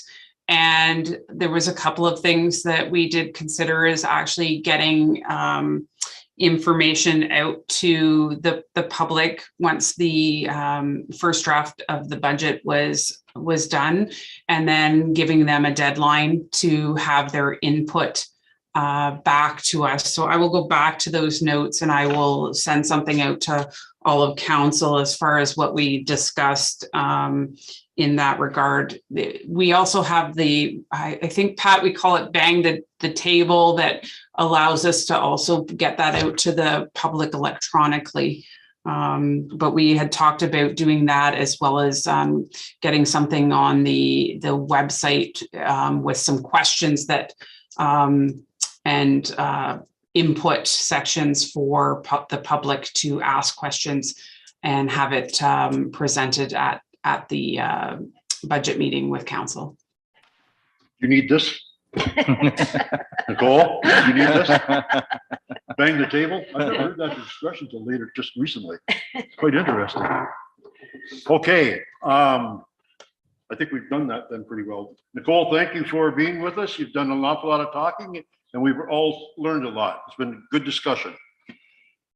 Okay, we're going to move on to number 9, and this is administration. And first of all, we have number 9.1, a report from Pat Kemp, acting clerk, dated November 17th, 2022, regarding the debenture for Public Works building.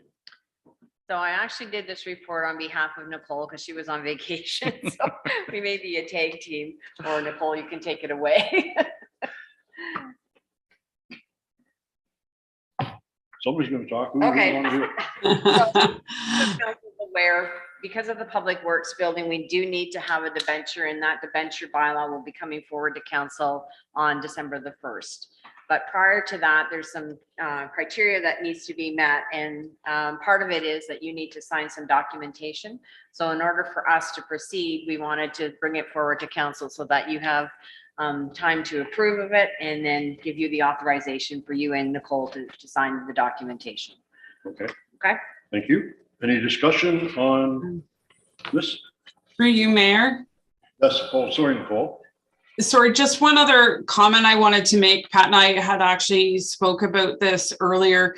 I did notice that Infrastructure Ontario had there was some sort of miscommunication. The plan in the new year is to start payments on a monthly basis to keep the borrowing costs down.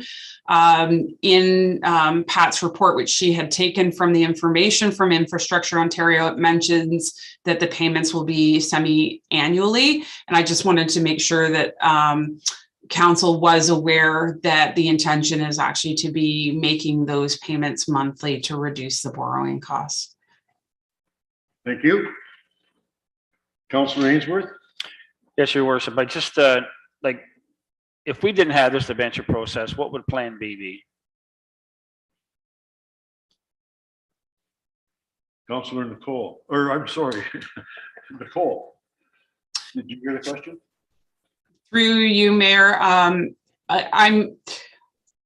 not sure I'm 100% understanding Councillor Ainsworth's question. However, I'm assuming what he's saying is, if we weren't to fund that project by debenture, how else would we fund it?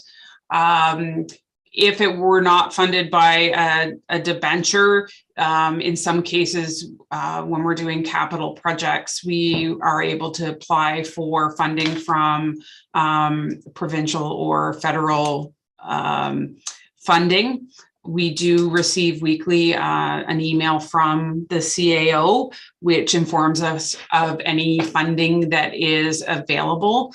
And I think I will actually at this point pass it over to the CAO, only in that when this debenture was decided upon, the funding of this, it was actually prior to my being there. So I'm not sure whether there was discussion on this particular project. There may have not been any other funding available, but it was something that was deemed to need to be done.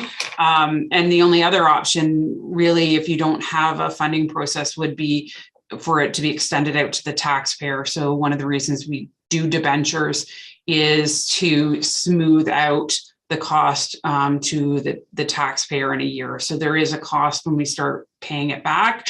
However, we don't have a huge increase in taxes.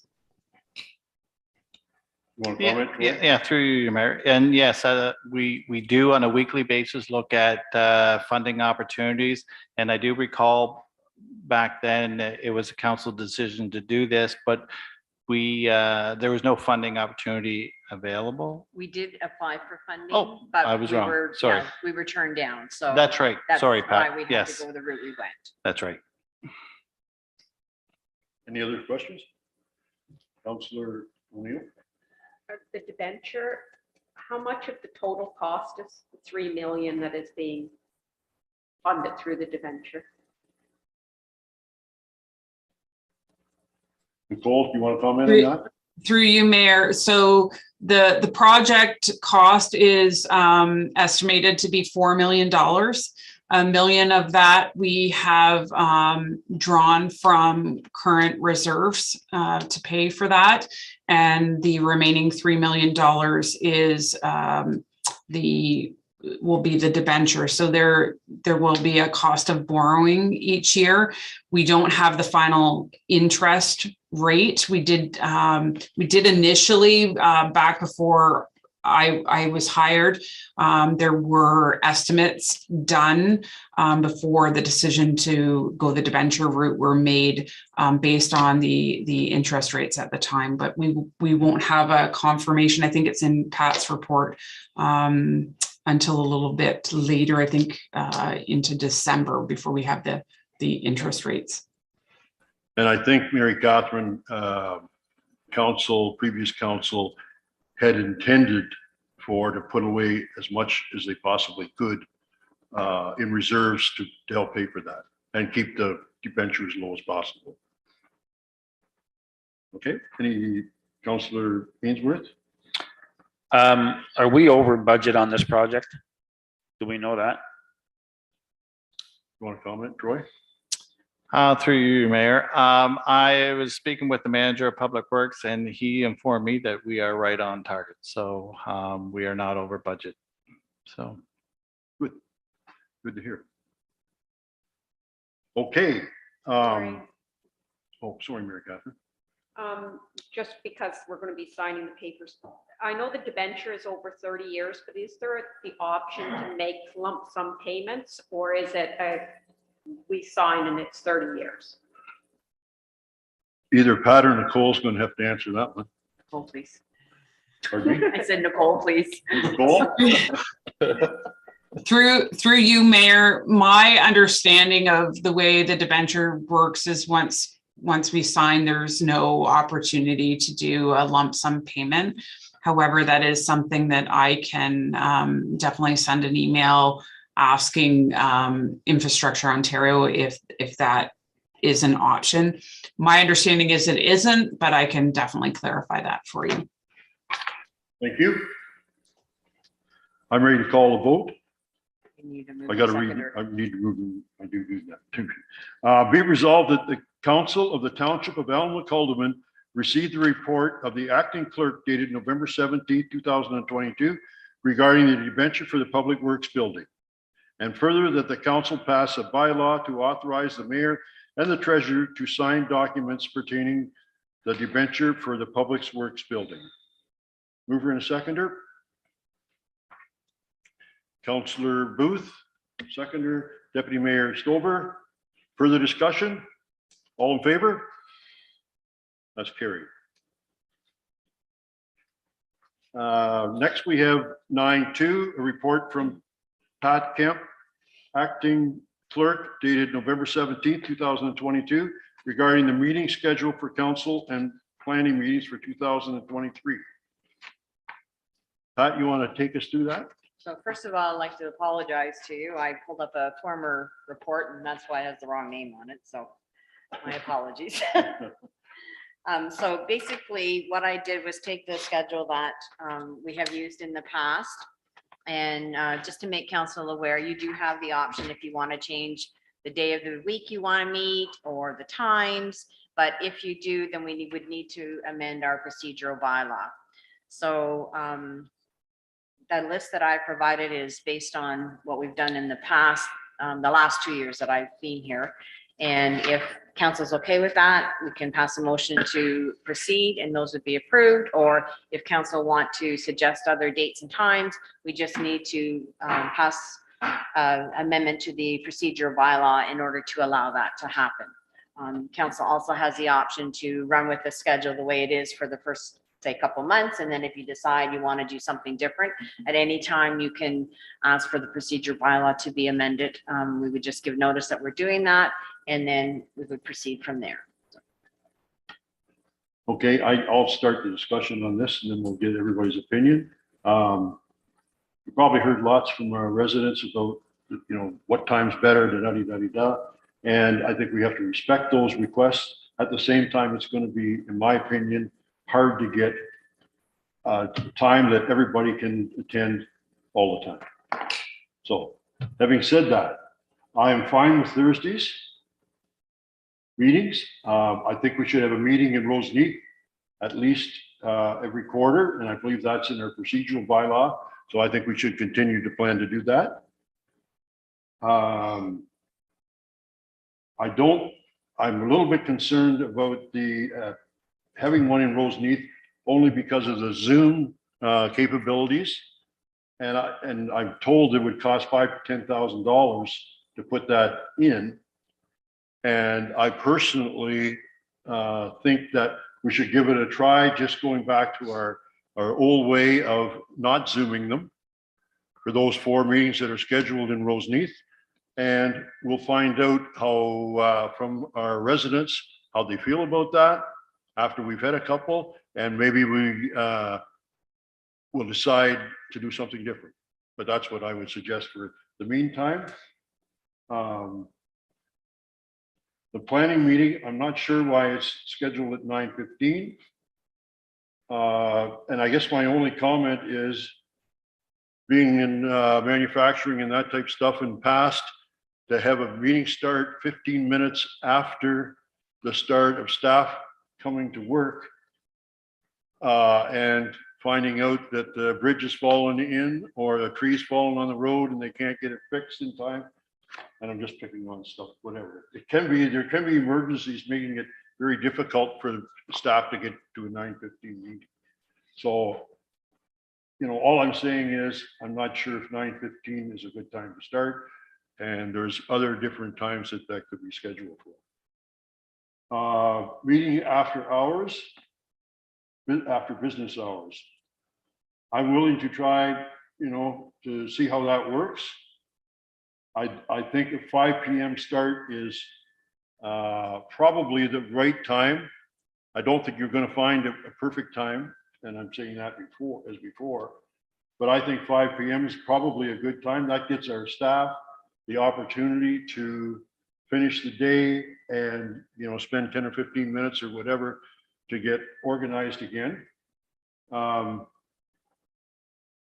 And personally, I hope I can get to some of my kids' hockey games or grandkids' hockey games that started, at 8 o'clock or whatever, rather than going to, sometimes if you schedule a meeting late and council gets into a major discussion, it can be 10 or 11 o'clock. And I know historically, when we did them before, some of them didn't get over till 11:30 or 12 o'clock at night. And that was shorter than the ones before that, which sometimes went on till 12:30 at night. So that's my thoughts on that. So all I'm saying is that's my thoughts on it. And if anybody else wants to comment, then please raise your hand. Mary Catherine, you're up. Do you want a motion on the floor? Sorry, whether that's Mayor Lowell or Pat. Yeah. Yes. Pardon me? So So a I, motion on the floor so you can have the discussion.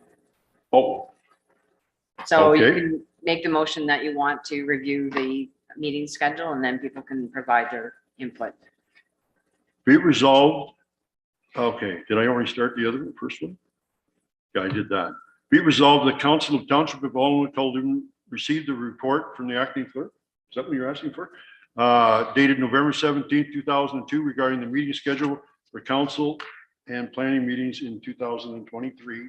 And So then instead of saying concur, you can say discuss possible Okay. meeting dates. And further, the council concur, what do you say? Sorry, discuss Oh, discuss future as council. dates. outlined in Schedule A.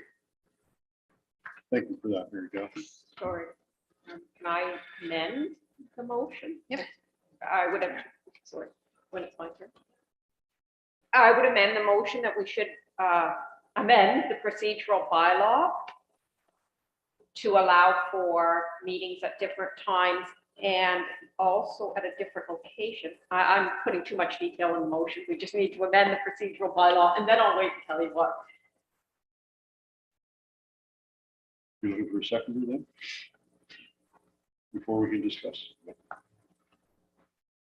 Councillor Booth, are you willing to second that motion? Yeah. Okay, Um, you've made the motion there, Catherine, you're first to discuss. Right, so I do think we need to have some evening meetings. I mean, even today would have been lovely to have that in the evening so that, you know, working people.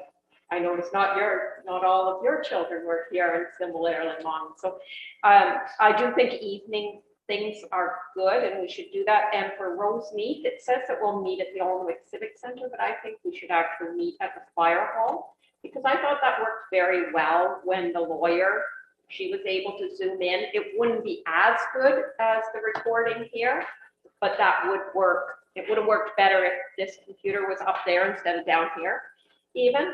So I think it can be done.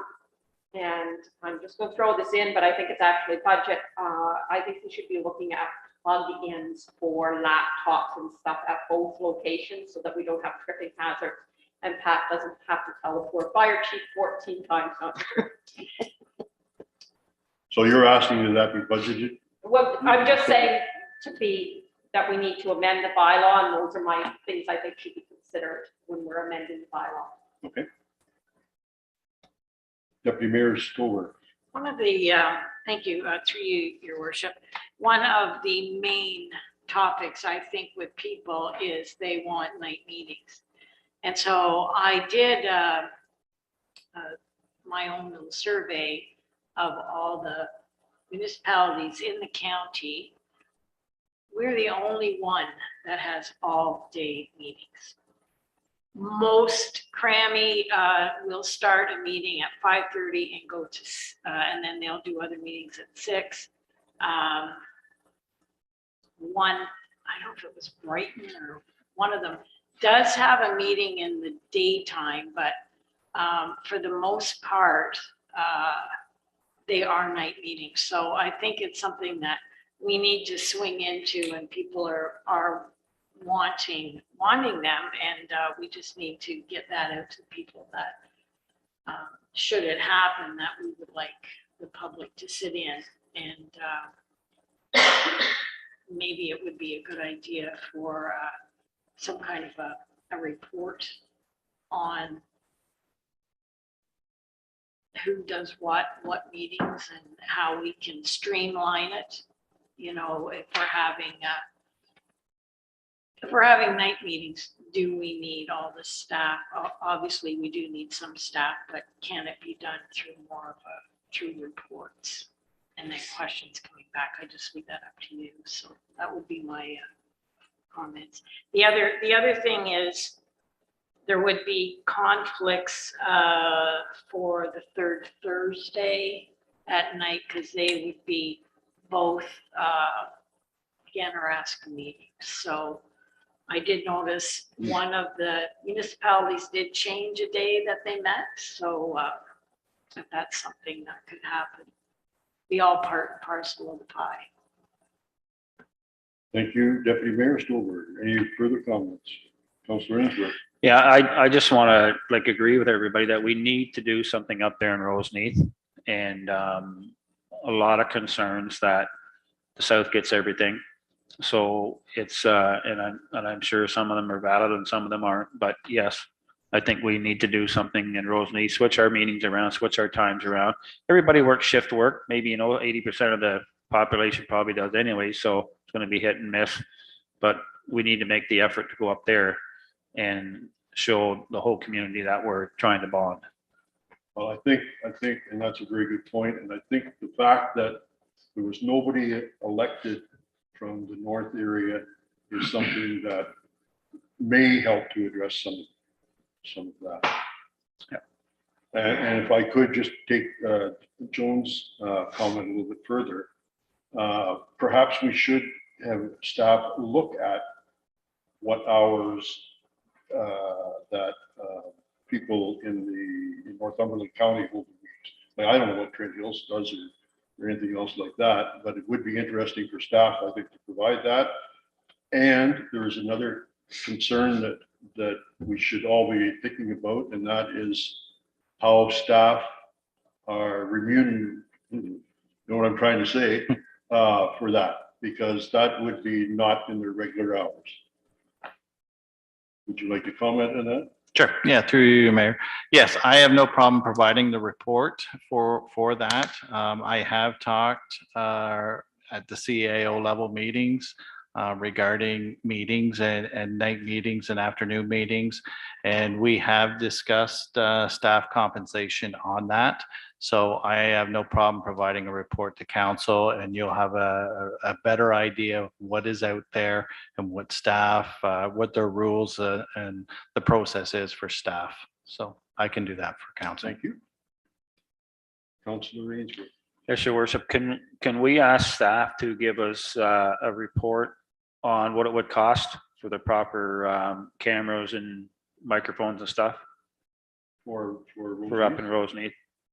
If you want to make a motion to that, You have a Yeah. motion on the floor, you have to we wait. all, okay. Okay. You can do it, but you have to deal with the Yep. current motion first. Yeah. Okay, we'll bring that one up in Yep. a minute. Thank you. Councilor Booth. Through you, your worship, all good ideas. Just a couple of comments is, I believe council used to, when we had our meetings up at Roseneath, it was usually the second meeting of the month, because the first meeting of the month, Troy, I believe you had all the managers available to make reports and that. And the second council meeting of the month was reports from them, but they didn't necessarily have to attend. So that could be a cost savings, that if we're doing a meeting in the evening, that the senior staff don't have to be there unless they're actually making a presentation or that. So that might help a little bit with staff remuneration. I believe, Mayor, you mentioned a 5 p.m. start. I'm kind of wary about that, is most of the people that I spoke to, they're looking at a 6 or 6:30 start, because if they have a young family, they want to get home. The mother and father get the kids fed, one of them stays home and the other one goes out. So 5 o'clock, some people aren't even home by then. And I know in my previous position, the meetings were actually at 6:30 or 7 they started at, right? So that's just an idea. And I believe if we are going out to Roseneath or that we just go back, we change the bylaw, that we go back to the old ways when we were there, which is we don't need the camera for all of that. We did the camera and everything because of Zoom and everything and COVID. There's nothing that stops us from those evening meetings of going back to the old way of paper and that, and the agenda would be on here and we would post it on the website, and that evening meeting just wouldn't be on camera for the camera that we have there. We could still have it on Zoom and on this, I believe, but it would just be paper. But I like the idea of having Troy, the staff can make a report and how it's all going to work, and, you know, intertwine the Roseneath meetings in there and that too. And it's possible that it was even mentioned by some people that why couldn't a meeting be held at Centerton or at trying to think of it, Vernonville. That in the possibility of the new year, why couldn't Vernonville have an evening meeting or a meeting too, which is an idea that if we can move around. So I think we've had a pretty good discussion on this, and I think we've given staff a lot to think about, and we should probably send it to them for their thoughts and recommendations. I think realistically, we don't want to start this tomorrow, but if we could start something early in the new year would be appropriate, if we can do that quick. So you may want to ask the mover and the seconder if they want to add to their motion that the CAO bring back a report. Okay. Yeah, I was Who made just that going motion? through my Sorry. motion and things to pick I up think on I John's moved, did I? point. No, I think we should be looking at this right after budget meetings are complete for this year. So when we're letting the public know when this is coming back before us, but that makes sense to do that in March. That would be then, that we'd like to see changes made. And I'm sure Troy will have that report all the way to March. It'll be the most beautiful report I've ever seen. Wow. I don't have any problem with that either. Well, I just wondered about the timeline. Is that, is that not getting a little long for that? Because by the time we get rolling, it could be April. I just wondered if we could have the report. How soon could you have the report done? My first thought was I'd have a report, maybe the second meeting in December. It gives me time to get a good poll going and just confirm things with the other CAOs. And so if I have a report, second meeting in December, we can make a decision right then and there, right? And then if there's any changes you want, well, then I'm into the January. But I would say if you want to make changes, I can do it in December and we'll get it going. Is that okay with you, Mayor Catherine? Sure, I'll let my motion read for the second meeting in December. We've got, Yes, and so the seconder was Councillor Booth. Councillor Booth was the Yep. seconder. Good with that? I'm going to call the vote. All in favor? That's carried. So can I just clarify? Yes. Sorry. I just want to make sure, planning meetings, we do need to know in advance when they are coming up because we have to provide notice when planning applications are coming forward. So based on your discussion, then I would assume that the planning meetings will stay as is until the report comes back and council makes a decision on when you want to have your meetings. Is that correct? Yeah. So Yeah, that would okay. mean this week or next week's meeting So, and the And the December meeting. December meeting, and then even maybe possibly in January, depending on when council makes their final decision. So Yeah, and you have to give one month's notice. on those? 30 days when 30 they're days. sending out applications. So just so that Okay. council are aware. So if we made a decision on December the 17th, as long as the fourth Thursday is in January is, I would later suggest than you then? keep the January meeting and then start it as of February, Okay. just in order to allow the public to get their notice. So, okay. We've got all in favor for that, I think. Yep. This one, nothing. Okay, next one is 9.3, report from Pat Kemp, acting clerk, dated November 17th, 2022, regarding appointments to boards and committees for 2022 to 2026. Any comments or suggestions on that proposal?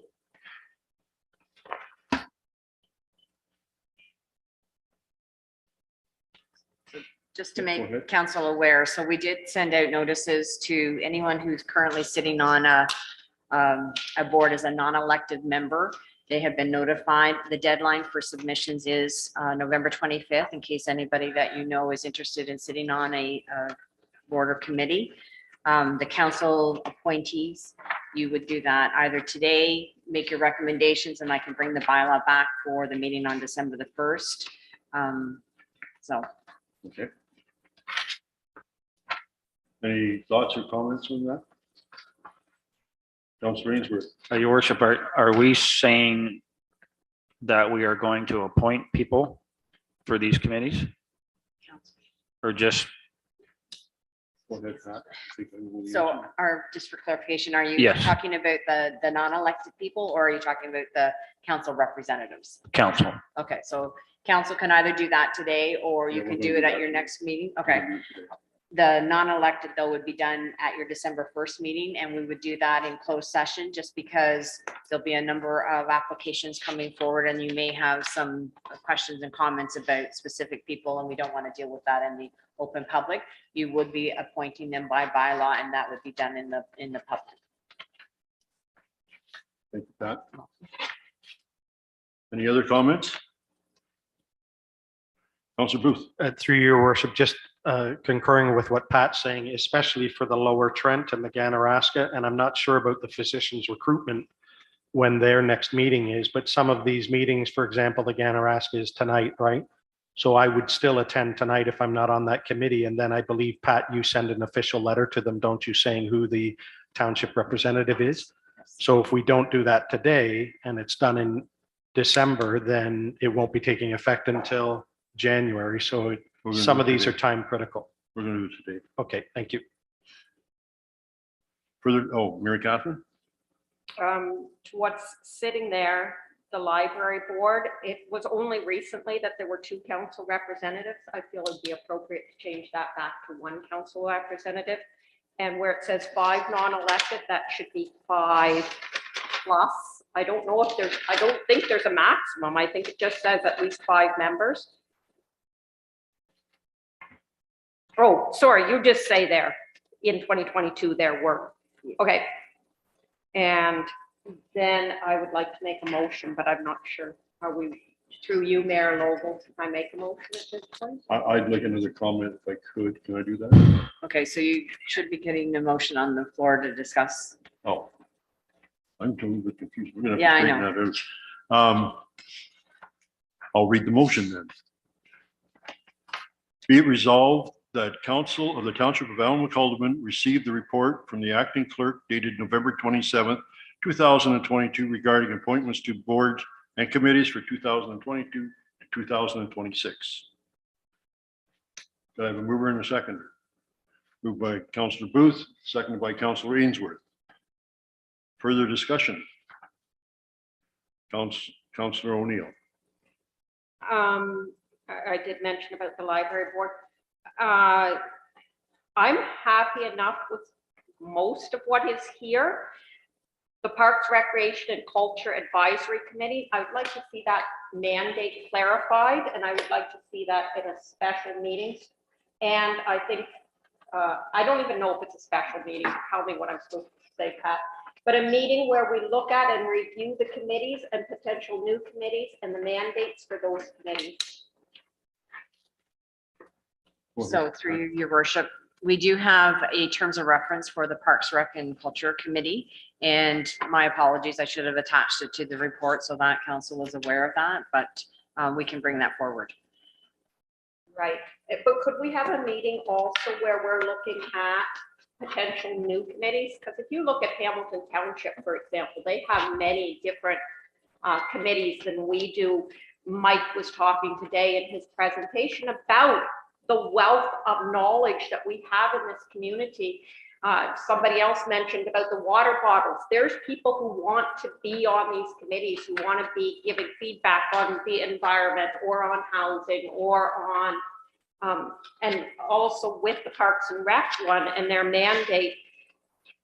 We certainly heard that they want their committees back at the halls. My feeling is that it should be subcommittees coming back, which would very much change the mandate, I think, although as you say, it might fit in with the existing mandate, I'm not sure. So through you, your worship. So yes, council at any time can add or take away committees, and we could make it part of your next council meeting if you like, or if you wanted to have a special meeting between now and December the 1st, because any of your other committees, if you're going to be making appointments on December the 1st, then you need to know if you're going to have new committees, and I need to get the word out that we're looking for representatives. So You know, some of what you mentioned, Mary Catherine, perhaps are ad hoc committees, possibly, and that we can discuss that for sure. I've been hearing a fair bit of discussion around economic development. Yeah. And that's probably one that we could be discussing. And I will make, and I would think from basically some of the discussions the council-elect has had already, that we probably should be adding another person to the Parks, Rec and Cultural Committee, because we only have one. And Police Services Board, I was corrected by our well-knowledged clerk. We've always had 2 members of council on that committee and probably 4 from the public. And one of those being appointed by the province. And the wise clerk that we have pointed out that for under 25,000 people, that you only need a council appointee, a council rep, and a appointment by the province. So we don't need as big a group as we thought. And I think the fact that from what I'm hearing from the Police Services Board of Northumberland is that there's going to be major changes coming up within the next year, and that board will probably the right word is dissolve and form another bigger group. So I'm thinking we should probably take your suggestion and only have one person in the board. So maybe you're right. Maybe it does take a little bit more discussion on all of those. Through you, could you, I've got lost in my pile of paper here. I've got all these files. What number of the old schedule is the appointee list at? So it's page, Maybe yep. 201 to 203.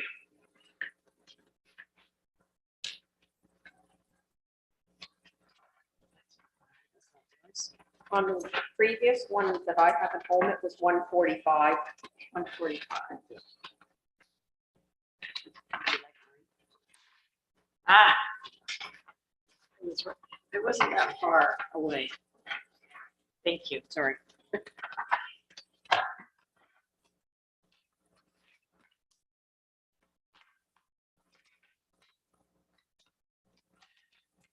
Go ahead, Councilor Silver. Through you, your worship. The Parks Rec and Cultural Advisory Committee, in my mind, needs more of a discussion before we swing into it again. I don't know the direction that this committee was going. I don't know that much about the committee.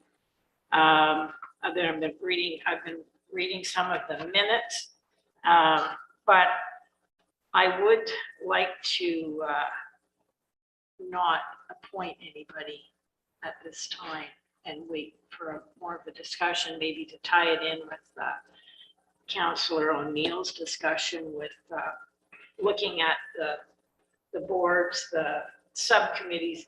This is and we have volunteers that want to come back, and they want to come back at different roles. We don't know what that looks like. So now is the prime time to look at that and build. And logistically, Madam Clerk, leaving that for another month, is that going to cause issues? Through you, your worship. Yes. So if there's any meetings in December and we don't have any committee members appointed, they wouldn't be able to have any meetings. That's the only delay that would happen. And the other thing is, if you are going to have a meeting and discuss possibly new committees, then I would need time to get a notice out to the public so that people know that we're interested in appointing someone for those committees and allowing them time to get a resume in and make their intentions known. So we could do it. It's not that we can't do it. I'm just saying that there may be a delay in when we could send committee members and start with the new committees. That's all. Okay. No, sorry, Mary. Sorry, I have a motion on the floor which doesn't have a seconder, and I now want to amend the motion. It's never been seconded, so I think it's a point of order that someone needs to second the original. Seconded by Councilor Stover. So I would, sorry, the motion before was to review the list of, to have a council meeting to review the list of committees, potential new committees, and the mandates for the committees. And I would like to amend it to say that we move ahead with the process that you've already begun for all of the committees and boards and authorities as listed here, except for the Parks, Recreation, and Culture Advisory Committee, which would be part of that discussion. So from my understanding, what you're asking for is we go ahead with all of the committees and boards that are listed there now. And we add, Except Except for- for the Parks, yes. Recreation and Culture. And that be part of the special meeting or whatever it's called, the meeting we have to discuss other that committee and potential other committees. And I also see Jennifer Steen is sitting very quietly. I'm not sure if she has any input. would you like to make a comment, Jennifer? I can. I don't know. I don't know. Oh, there she Oh, is. there she is. Hi, I've been listening through you, Mayor, to the comments. If there's any information that you'd like me to provide on or any previous reports that were done when the decision was made to create the Parks, Rec and Culture Advisory Committee, I'd be happy to supply those to council. Or if you had a specific question regarding the committee, I'm happy to answer that. Your Catherine? Jennifer, would it be possible for you to then reach out to the chair from that committee and the chair from the ad hoc committee from 2019 and ask them if they have any recommendations that they feel would be pertinent to the discussion? Yes, I can do that. Thank you.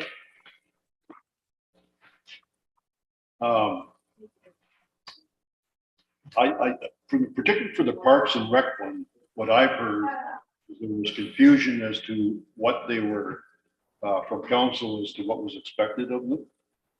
And they went off on tangents, perhaps the right ones, perhaps the wrong ones. But until the mandate is clear of what they expect, it's very difficult to come back with, what council was hoping for. And I think that has to be made very clear. And, I think, I'm not sure if we need a special meeting for this. Yeah, I'm not sure if it's a special meeting, It but I could be just, handled in a part of the 2-hour council meeting or whatever. well, I can see already today we're well over 2 hours, and I'm just afraid that the depth of discussion would make, if we put it in a regular council meeting, that an extremely long meeting as well. Okay. Do we need anything else? So you didn't get a seconder yet for, Oh, For the Counselor- amendment. So Oh, we need for a the second amendment? for the for the amendment. amendment. okay. Councilors, or pardon me, Deputy Mayor Stover will handle that for us. Okay. Further discussion? All in favor? So Oh. you need to vote on the amendment first and then on the main motion as amended. Okay. Okay. The amended motion was moved by, made by Councilor O'Neill. Yep. O'Neill and seconded by Councilor Stover. Deputy. Deputy Mayor. Mayor Stover, Yep. yes. All in favor? That's carried. And then the previous motion was moved by Councillor Booth and seconded by Councillor Ainsworth. Okay. And what was that? motion? And that was, be it resolved, the council of the Township of Alma Calderman received the report from the acting clerk regarding appointments to boards and committees. So Okay. Further discussion? All in favor? Carried. Next, we have 9.4, report from Pat Kemp, acting clerk, dated November 17th, 2022, regarding the 2023 Roma Conference. can I get a clarification before you move on to that? Sorry. So is it council's intention today to make appointments from the elected, like council appointees? Or are you going to wait and do that with the special meeting that you have to discuss possible other committees? I just need to know if you're going to do it today or, The. so like the police services board, who the council representative is going to be, and on the Well, library and just the council members. I think I would like to do that, only because there's boards and committees that are operating, and we need to get that. Okay, so I was just concerned that we would I miss was- it I if we was didn't gonna- do I was it. going to include that in the council's notices of motions and updates. Okay. Would you like it done now? It's up to council. I just didn't want it to get lost. Well, if we're here, we can do it right now. Parks and Rec and Culture. Sorry, the police services board is first, is it not? If you look on. Oh, I'm sorry. Yeah. I just had my notes. Police Services Board. Will be myself. Okay. And we need to get, my understanding is we have a public, province appointed A individual on provincial there appointee, now. yes, And we posted for that position yes. from the So public. that Okay, deadline doesn't come till the 25th. okay. Okay. Northumberland Hills Hospital Physician Recruitment is going to be Mary Catherine. Lower Trent Conservation Authority is going to be Councillor Ainsworth. And Ganaraska Regional Conservation Authority will be Deputy Mayor Stover. The Parks, do you want Parks? Yeah, No, because that's one of the ones that was deferred. okay. Heritage Alma Calderman, HAH, is Mary Catherine, Councillor O'Neill. The Library Board is Councillor Booth. The Police Services Board is myself.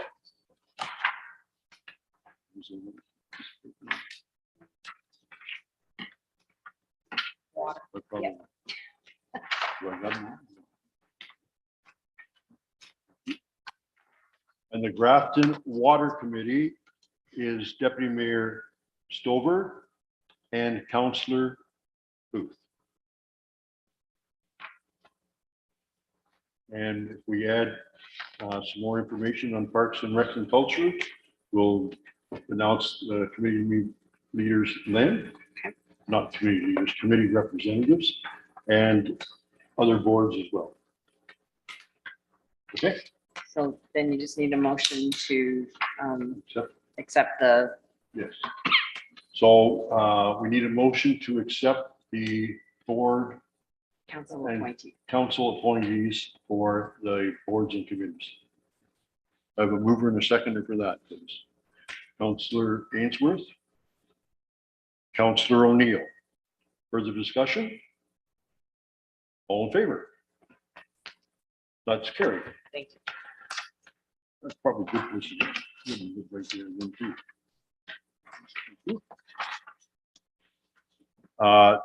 Next, we have 9.4, report from Pat Kemp, acting clerk, dated November 17th, 2002, regarding the 2023 Roma conference. Be it resolved that council of the Township of Alma Calderman received the report from acting clerk dated November 17th, 2022, regarding the 2023 Roma conference, and further that council provide direction. So can I say something or not? So you should get a motion. Oh. for a seconder. Could I get a motion, mover and a seconder? Councillor Booth and Councillor Ainsworth. Discussion. Go ahead, Councillor. For my previous times on council, did this used to be called Good Roads and now it's Roma? Because it was in around the same Yeah. time frame. So back in the day, there was two separate conferences. There was Roma and then there was Good Roads. Then they decided to join them together. And then what's happened is, I think part of the problem is because the larger municipalities attend the Good Roads Conference. So any of the issues that deal with just rural Ontario was kind of getting missed. So then Roma decided to go back on its own again. Oh, Yeah, so this is separate from, That's right. from the, yeah. they do still have. They, Good Roads? they Yes, still they have still good. have roads. Good Roads. And when is that? I'll have to get you a list because there's Oh, also AMO and other ones, just because this one was time sensitive. If we're going to send a delegation, that I put it on the agenda, but I will get you the other dates. Thank you. Anybody else? Oh, Councillor Booth? Through you, your worship, I think this is a good opportunity for the township to send a delegation. I'm not usually one to take courses or go to delegations and that, especially when COVID was on. I didn't think they were of value.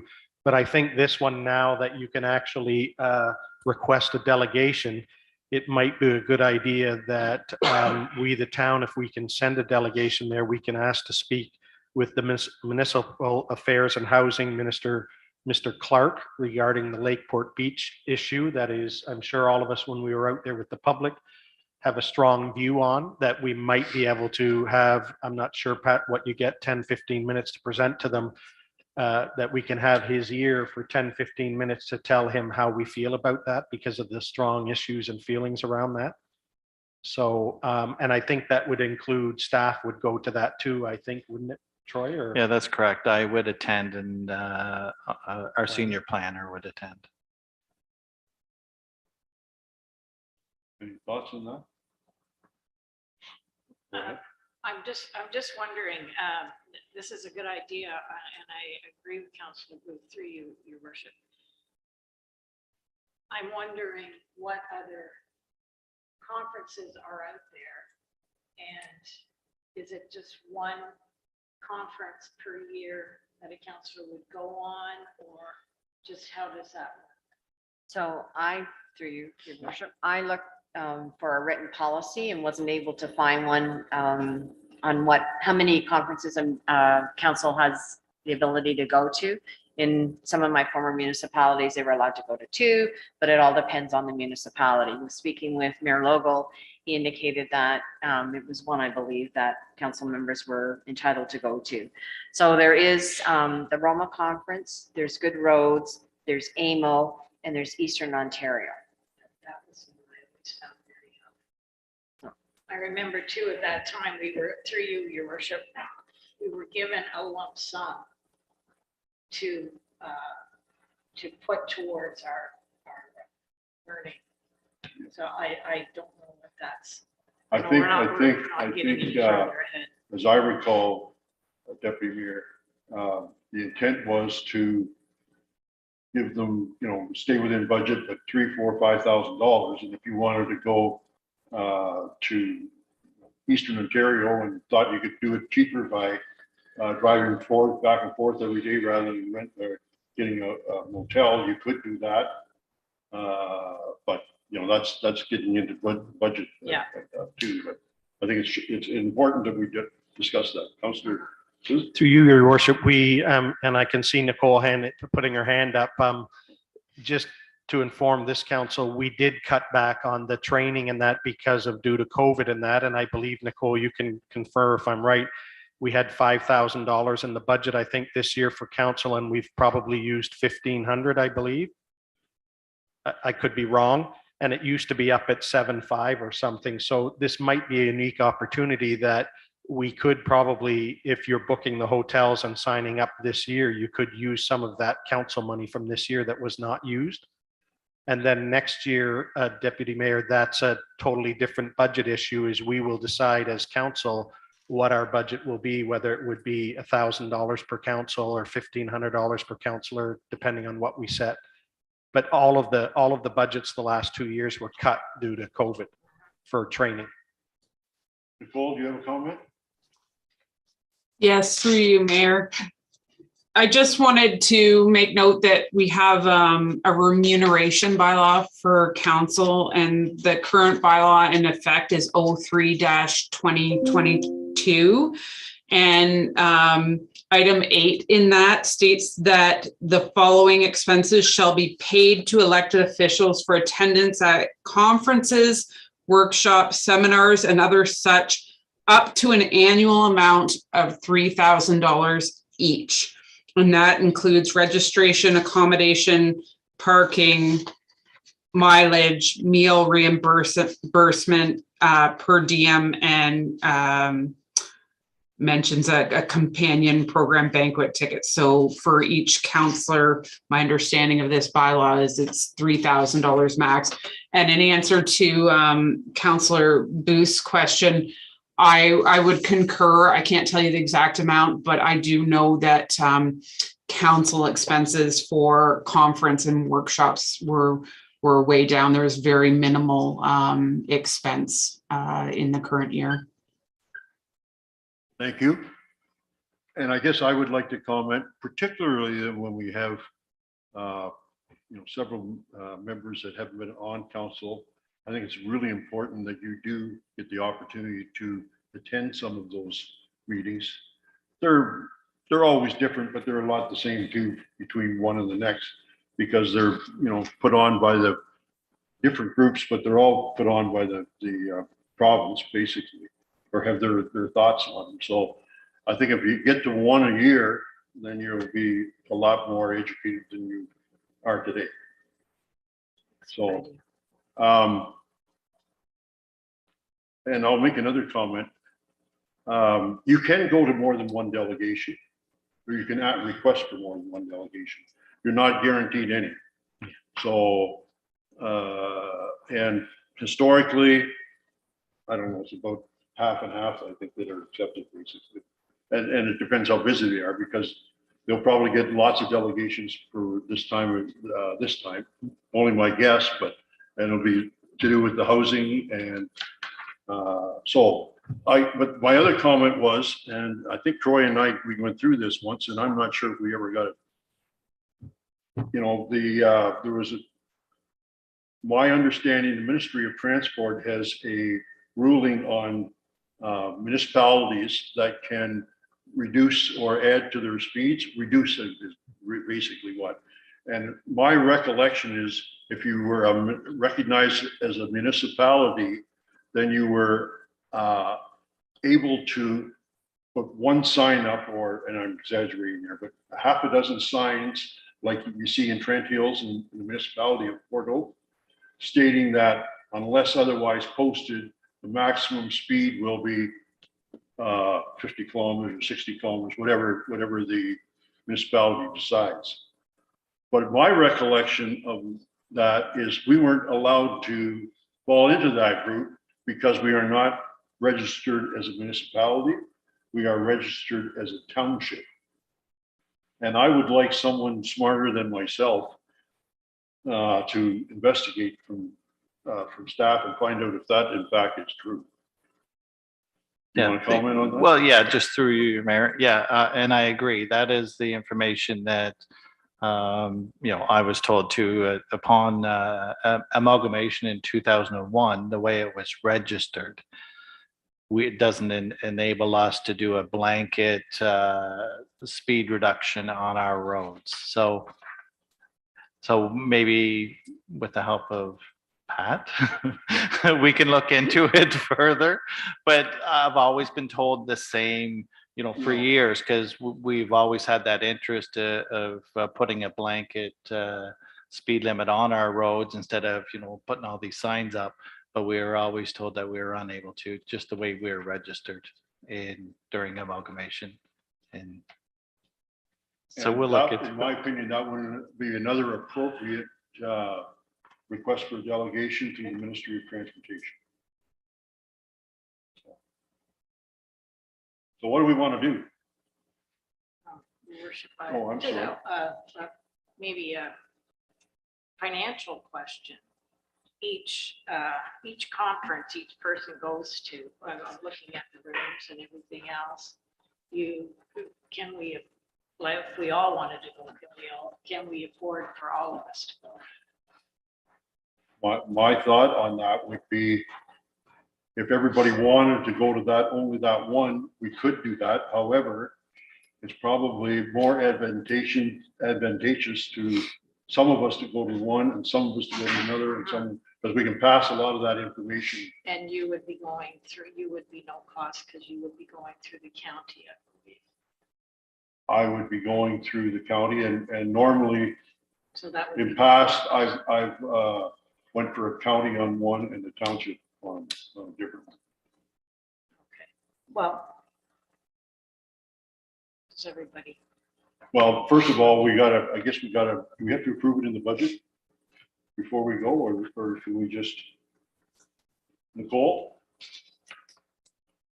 Do we have to have budget approval before we can, or can we use the bylaw that we currently have for the $3,000? Through you, Mayor, I think as long as you're staying within the bylaw and that it's considered during the budget to ensure that we're budgeting for what council is intending on doing. The bylaw gives us, you know, if it's $3,000 each, that's $15,000. Is that what council wants us to budget? That will be something considered at budget time.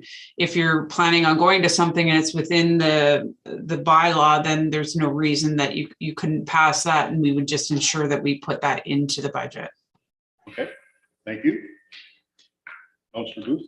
Through you, your worship, because we have a unique situation here where we could charge some of that right now, the registration fees and that right now in 2022 on this council right now. There's still $4,000 or $5,000 sitting in there. So you could do the registration fees or something like that. And then like Nicole is saying, next year, we have to make sure that if we agree 4 of us are going, that at least that money has to be in the budget next year to pay for the rest of us.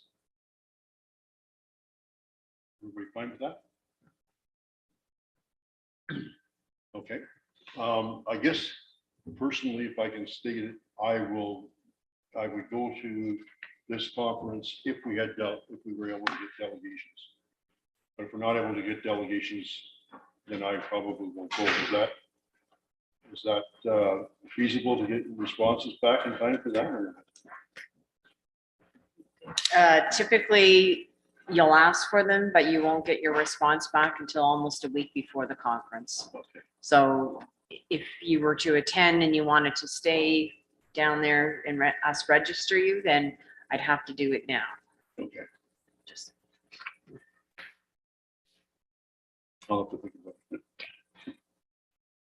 So what else do we need to do then on this? Just so if council, the mover and the seconder received the report, but as part of that, we're providing direction if you want the acting clerk to request a delegation with the Minister of Municipal Affairs and Housing and the Minister of Transportation.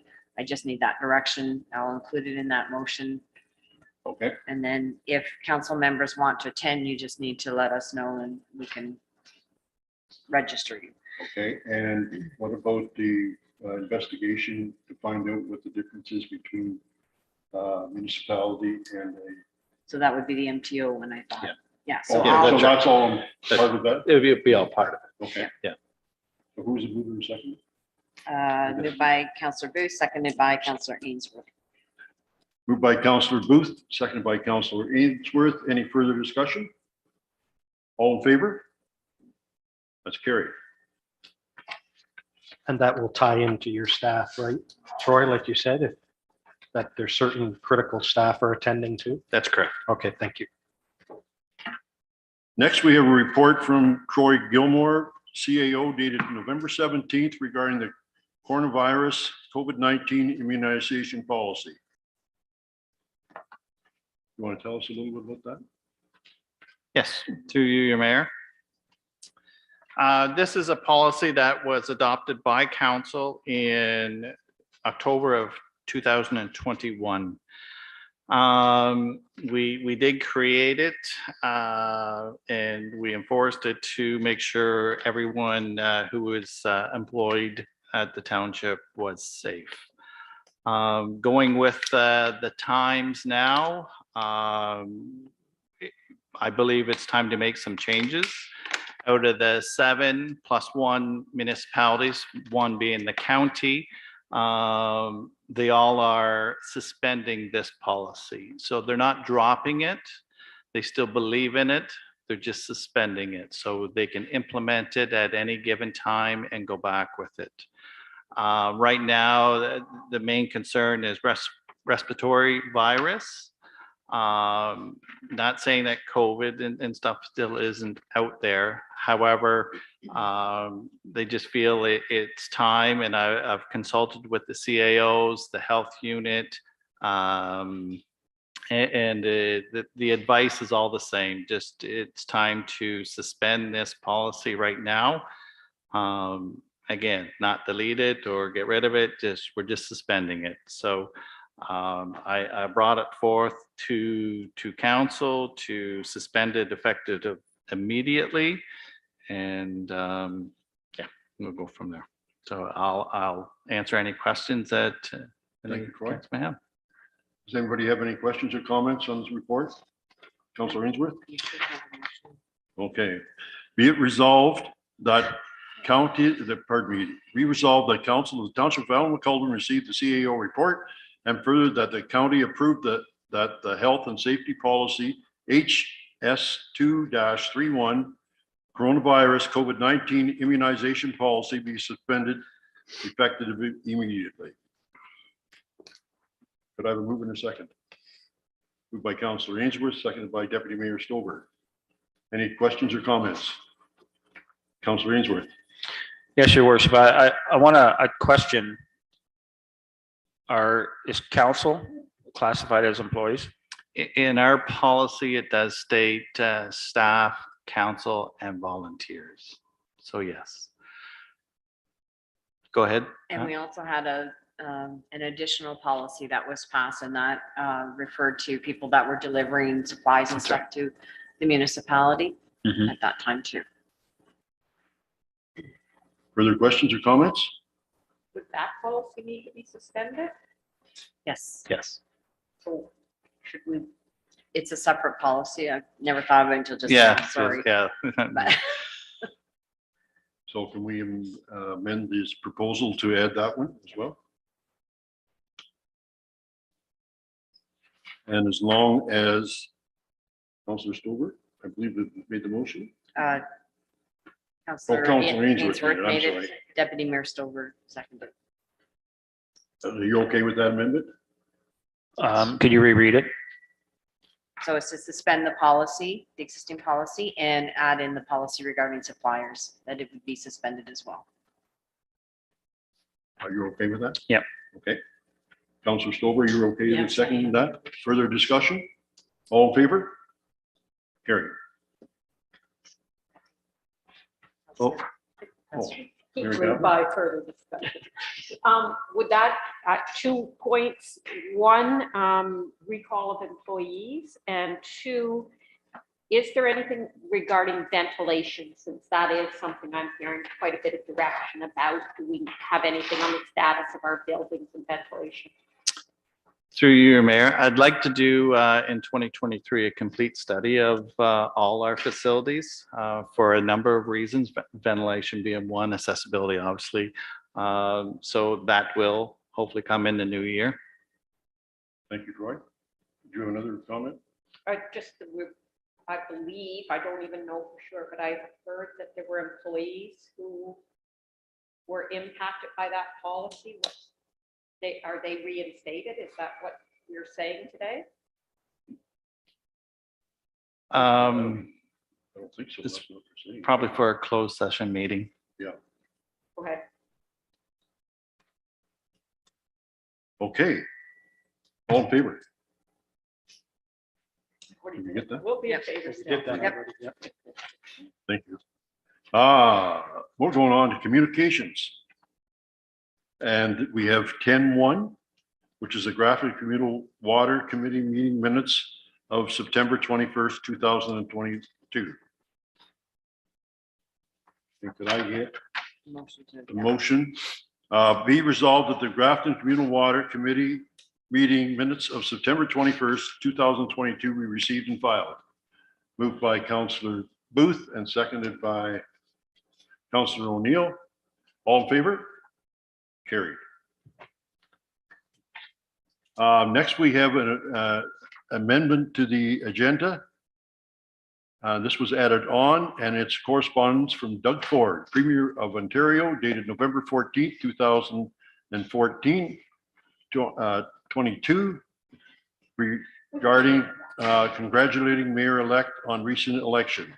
Be resolved that the correspondence from Doug Ford, Premier of Ontario, dated November 14th, 2022, regarding congratulation Mayor-elect in recent election be received and filed. Mover and seconder. Moved by Deputy Mayor Stover and seconded by Councillor O'Neill. Further discussion? All in favor? Carried. Correspondence from Doris Nelson, Goheen, regarding columbarium request. Am I close? Sorry, columbarium. Columbarium request for Centerton Cemetery. Be it resolved that the correspondence from Doris Nelson Goheen regarding columbarium request for the Centerton Cemetery be received, and further that council provides direction. Mover and a seconder to put that on the floor. Moved by Deputy Mayor Stover, seconded by Councillor Ainsworth. Discussion? Oh, why don't you lead us? Just for council's information, when this individual had contacted the township, she had suggested that there is one in Port Hope. So I did have Diane contact Port Hope to find out the cost, and theirs cost $50,000. So I know originally when she had phoned and left a message for the CAO, she had indicated that she would be interested in some fundraising. But before we make a decision on that, council has to decide whether or not you even want to do that. Councillor Booth asked me about the Centerton Cemetery, and I don't have it on my list, and I didn't have the telephone number for the lady to call her back before we had our meeting to find out exactly what cemetery she was requesting. Okay, thank you for the comment. Yes, you might know the answer to this because we never got a clear answer in Centerton. Who's running that cemetery? And then there's land between the community center and the existing where people are being buried. It is still active. It had been being booked through Jean McBride. It's not at this point. I'm not sure who McCoubrey's calls at this point. There must be someone. But I think there's some other issues that might need to be sorted out before we can actually get to this issue. Well, I would think, and I don't know too much about cemeteries, but there are owned ones by, not individuals, by churches or corporations or whatever. And then there's the ones that we are left in charge with by the province. And until we know what the Centerton Cemetery is, I don't think we can even bring this for consideration. So I think what we have to ask staff to do is do a further investigation and see where we sit on that. So Councillor Booth had contacted me, and so there's the 4 cemeteries that Diane Nichols looks after, which the township looks after. But then there's also 6 cemeteries that are heritage cemeteries. And I believe the municipality does some maintenance on them. But as far as I know, the Heritage Committee is also involved with it as well. So being a new person to the township, it's kind of confusing to me and who's doing what and who needs to do what. But I don't think the Centerton Cemetery we are not involved with them at all, are we? No, and I'm not sure that the United Church is necessarily involved with them either. Like it does seem to be very, very unclear whose cemetery that is. And she made a comment in a report too, that normally it's $1,000 charge to use one or something like that. Well, who's getting to pay for that? And I recall, I can't remember now, but in the last 6 or 7 years, I went to a funeral and that cemetery was used. I can't remember who the heck it was now, but I know that I was at a funeral because someone was interned there. So through you, your worship, I can reach out to the ministry that deals with cemeteries, and that's probably our best bet to find out who is listed as being responsible for it. Yep. And go that route. So. Okay, so is that, go ahead, Mike. Your worship, what's happening currently right now for the urns? Like, do we know? No. So it's just this, it's, I guess I'm just asking for information. Is this like a problem that people aren't picking up urns? Okay. So a columbarium is where instead of somebody being buried at the cemetery, Yep. they're actually in a Yep. columbarium. Sorry, So it yep. has the drawers that people's loved ones go in. And as far as I know, we don't have any in the township. I think sometimes people now, instead of going through burials, they've asked for their loved ones to be in the columbarium. So this individual, I think that's what she's requesting of council. You know, and, you know, to address that, I don't know how, I know I'm jumping way too far ahead, but if we did purchase one, would we put it in Centerton, or would we put it in Roseheath, or would we put it in Grafton, or? I don't think would be expected to, you know, put in half a dozen or nothing like that. Anyways, I think what we should ask staff is to further investigate and find out who owns that, and probably respond. Should we respond to the lady advising her that, you know, it's under further investigation or something like that?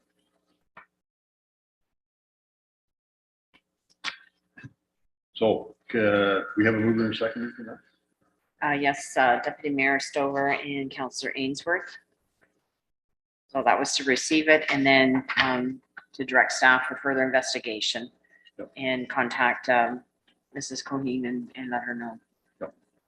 All in favor of that? That's carried. Correspondence 11-3 from Elaine Skinner, Library CEO, dated November 5th, 2022, regarding the 2022 Christmas Craft Show. We also have the AMO communications dated October 27th, 2022, regarding AMO watch file, and AMO communications dated November 10th, 2022, regarding AMO watch file. Be resolved that the following correspondences be received and filed. Could I have a mover and a seconder for those communications? Moved by Councillor Booth and seconded by Councillor O'Neill. Anybody have any questions or comments on those, that correspondence? Seeing none, all in favor? That's carried. Next, we're going to jump into bylaws.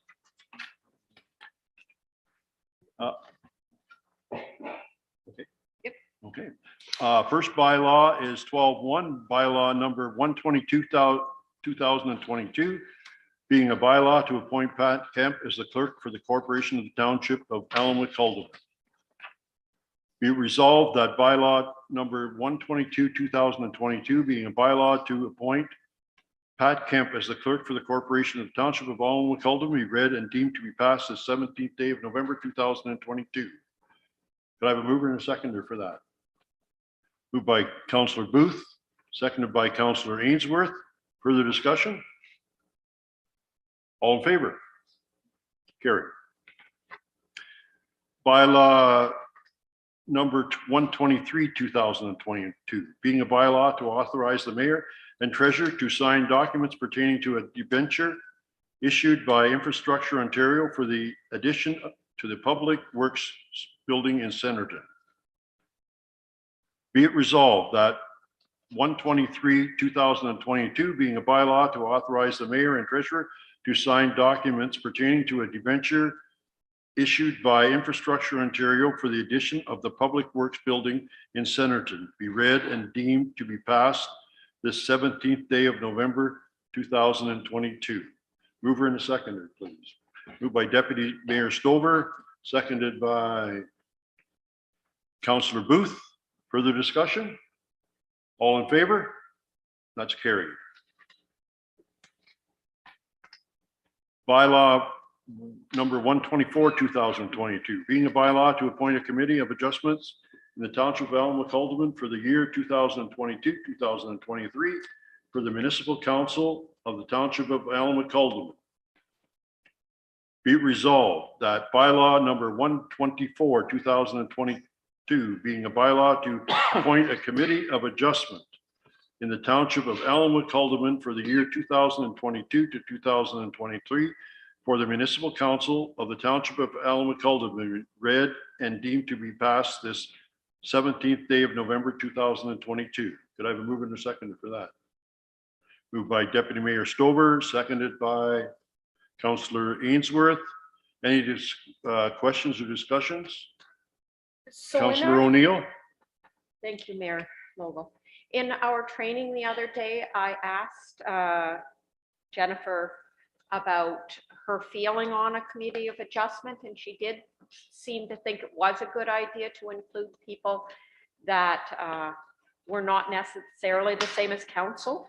It's my understanding that appointing today doesn't preclude us from in the future changing up the makeup of this committee, correct? Yeah, through you, your worship. Yes, that's correct. Once you pass the bylaw, at any time you can repeal that bylaw and pass a new bylaw. When the appointees are members of council, we do have to do it on an annual basis. When it is non-elected people, then it would be for the term of council. And is there a limit of how many people we could have in that? I don't think so, but I'd have to look in the act. Further questions or comments? All in favor? That's carried.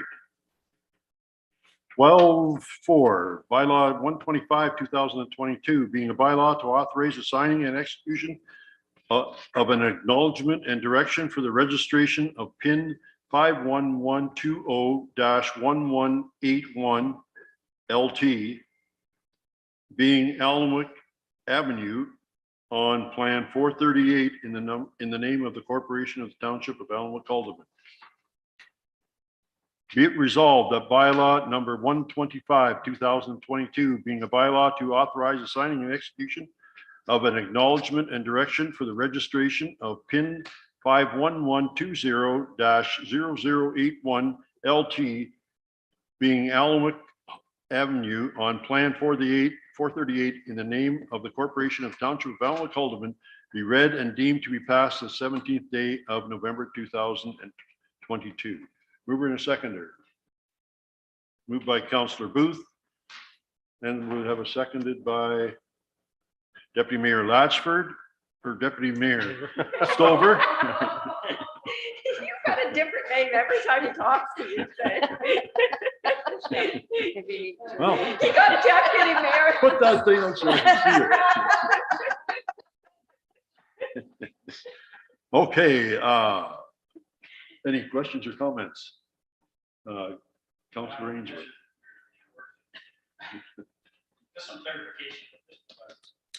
So I'll ask Yolanda because she's the one that did it for me.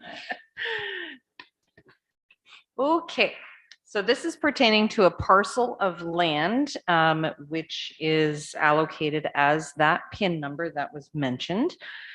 Basically, they're registering a parcel of land, and all they're doing is registering an application that changes the name of the parcel of land. So it was currently listed as something that was non-descriptive as to who the owner was of that property, like parcel of land by proponent or something like that.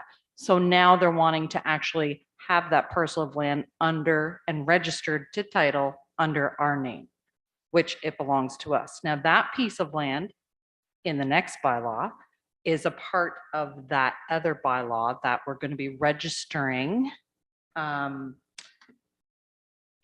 on title, the agreement to complete investigatory work and studies within the road lands for the subdivision lands. So that one is pertaining to basically us allowing someone to go on to these subdivision lands to carry out investigatory work. That parcel of land before this, it's all a part of one thing. So bylaw 125 is just renaming that parcel of land as us being the owners.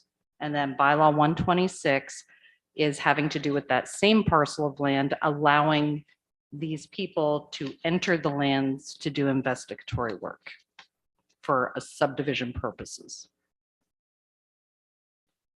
If you got all that. It's just legalities. Further questions? Thank you, Yolanda. All in favor? Carried. Bylaw number 126, 2022, being a bylaw to authorize the signing and execution of an acknowledgement and direction for the registration of the agreement between the Corporation of the Township of Alma-Culdeman and Gray J Development Incorporated to carry out and complete investigative work and studies within the road lands for the subdivision lands as described in the subdivision agreement registry as instruction number 113749 on October 1st, 1981.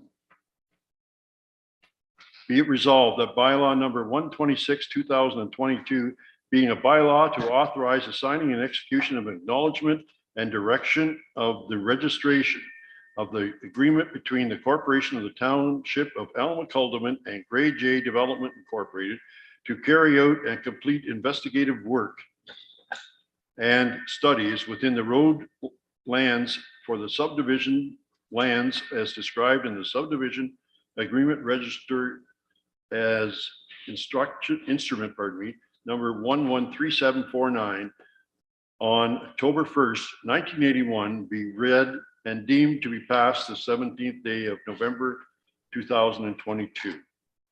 Could I have a mover and a seconder, please? Moved by Deputy Mayor Stover and seconded by Councillor Ainsworth. Any questions or comments? Yes, Councillor Ainsworth. So I have to assume that all this is gone through staff and council for them to be able to perform this work. And I'd also like to know like where it is, just so I know what I'm like passing. I agree. All right. Yeah, I just, clarification that everything's meeting everything, or there's this group just going out there to do some legwork to come here and do a delegation to try to get us to change something for them.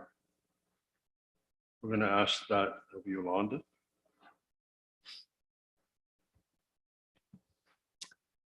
Okay, so Jennifer Current, the planner, she might have a little further information if you want to ask her after the fact, but Gray J Developments is apparently, since 1981, there has been a subdivision agreement in place with them, and it's in Roseneath. I'm not particularly, I do not know exactly where this place is. That is why I'm saying Jennifer Current may know. She's probably been in discussions with them. Apparently, so they've had a subdivision agreement in the past. Nothing really happened with it.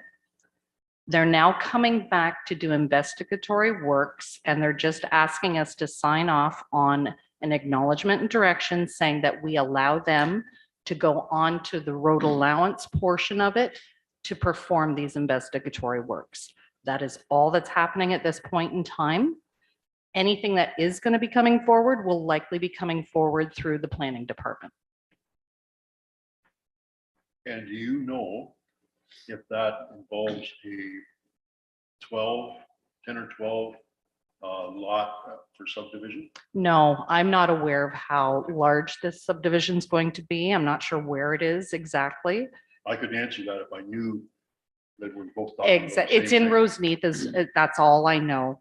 And it does give descriptive, the plan 438 and that kind of thing. I mean, we'd have to do some investigation to find out, but I am 100% sure Jennifer Current does know the exact location of this subdivision, potential subdivision. And I know that we do have a current subdivision agreement, but it's an old subdivision agreement. So they may be coming forward with amendments to that subdivision agreement. But like I said, that'll likely come forward in a planning meeting. So should we postpone this until we have that question answered?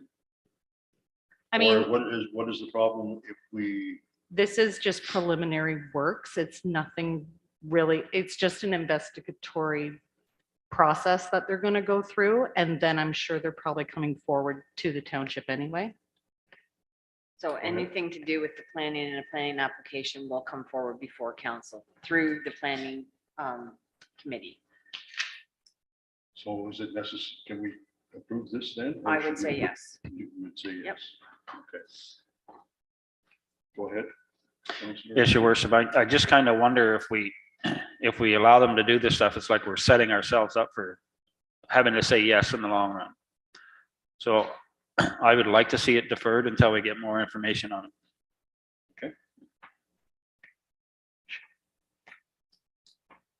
I didn't write that down. Then you would need a seconder to defer it. Yes. And who made the first motion? So the first motion was moved by Deputy Mayor Stover and seconded by Councillor Ainsworth. Yes. So So if, Councillor, or pardon me, Deputy Mayor Stowe would have to amend her so if motion. she'd either have to agree to defer it Yes. and, or you could have a separate motion from Councillor Ainsworth and somebody else. And Okay. then you take the amendment first. Okay. Well, I guess we've, through you, your worship, we've kind of touched on this in the same parcel, isn't it, that we talked about? So in one part, we've said go ahead, but then in this part, we've said no to defer it, so. Sorry, that first bylaw, the one previous to this, basically is just a name change. It's a correction that they're doing to that parcel of land. So that one should be okay. It's not going to affect your decision on this one. Okay. And this one just has to do with signing an acknowledgement, allowing them to do the investigatory work, to register, It'll be registered on title. register it on title. Through, Go ahead. I can try and get Jennifer up here if need be, if you want. Well, if she's available. We can keep moving too until or can we do that, or we have to wait until, You could set it aside if you want. yeah, we can set it aside. I have Nicole reaching out to see if Jennifer Kern's available.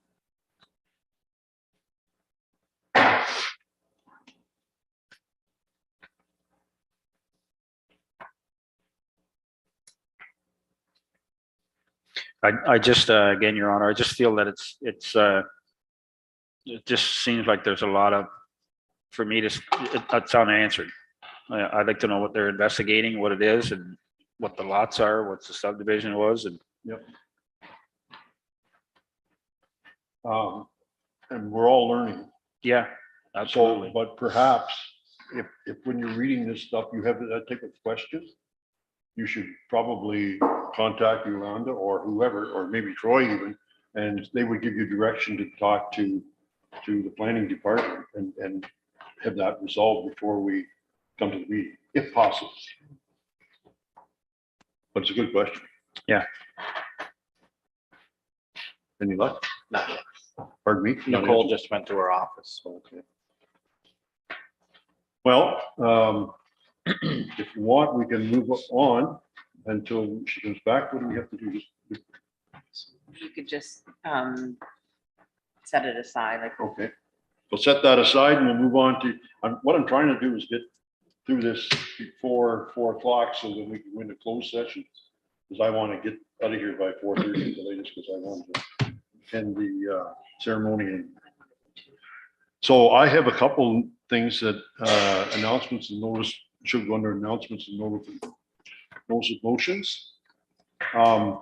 The first one is appointments to departments, and council discussed the possibility of one of us going to each department head and being a source, a sounding board for their department managers. So if I can give an example, because I've already spoken to Nicole, and I think Troy already spoke to her as well, but I will be acting as the planning, or pardon me, the sounding board for Nicole. If she has things that she thinks she wants to introduce to council, but wants to get a sounding board first, she can do that with me, and I'll give her my thoughts, and she can either use them or make changes as she sees fit. The other purpose of it is, though, I think, is so that if different members of council have that question or a different question, if they come through me, then we'll be able to get a similar, hopefully a similar answer back to you. Or say we've already discussed that and this is what was decided. So there won't be everybody going to all the different managers all the time with the same, could be the same issue. So that's kind of how I'd like to explain it. And I will be working with Nicole for building and bylaws. Mike Ainsworth is going to be working with the building and bylaw department, and that's of course Darrell Hall. Fire, Mary Catherine will be working with Dave Dawson and Chief Dave Dawson in the fire group. Planning will be Joan, and she'll be working with Jennifer Current.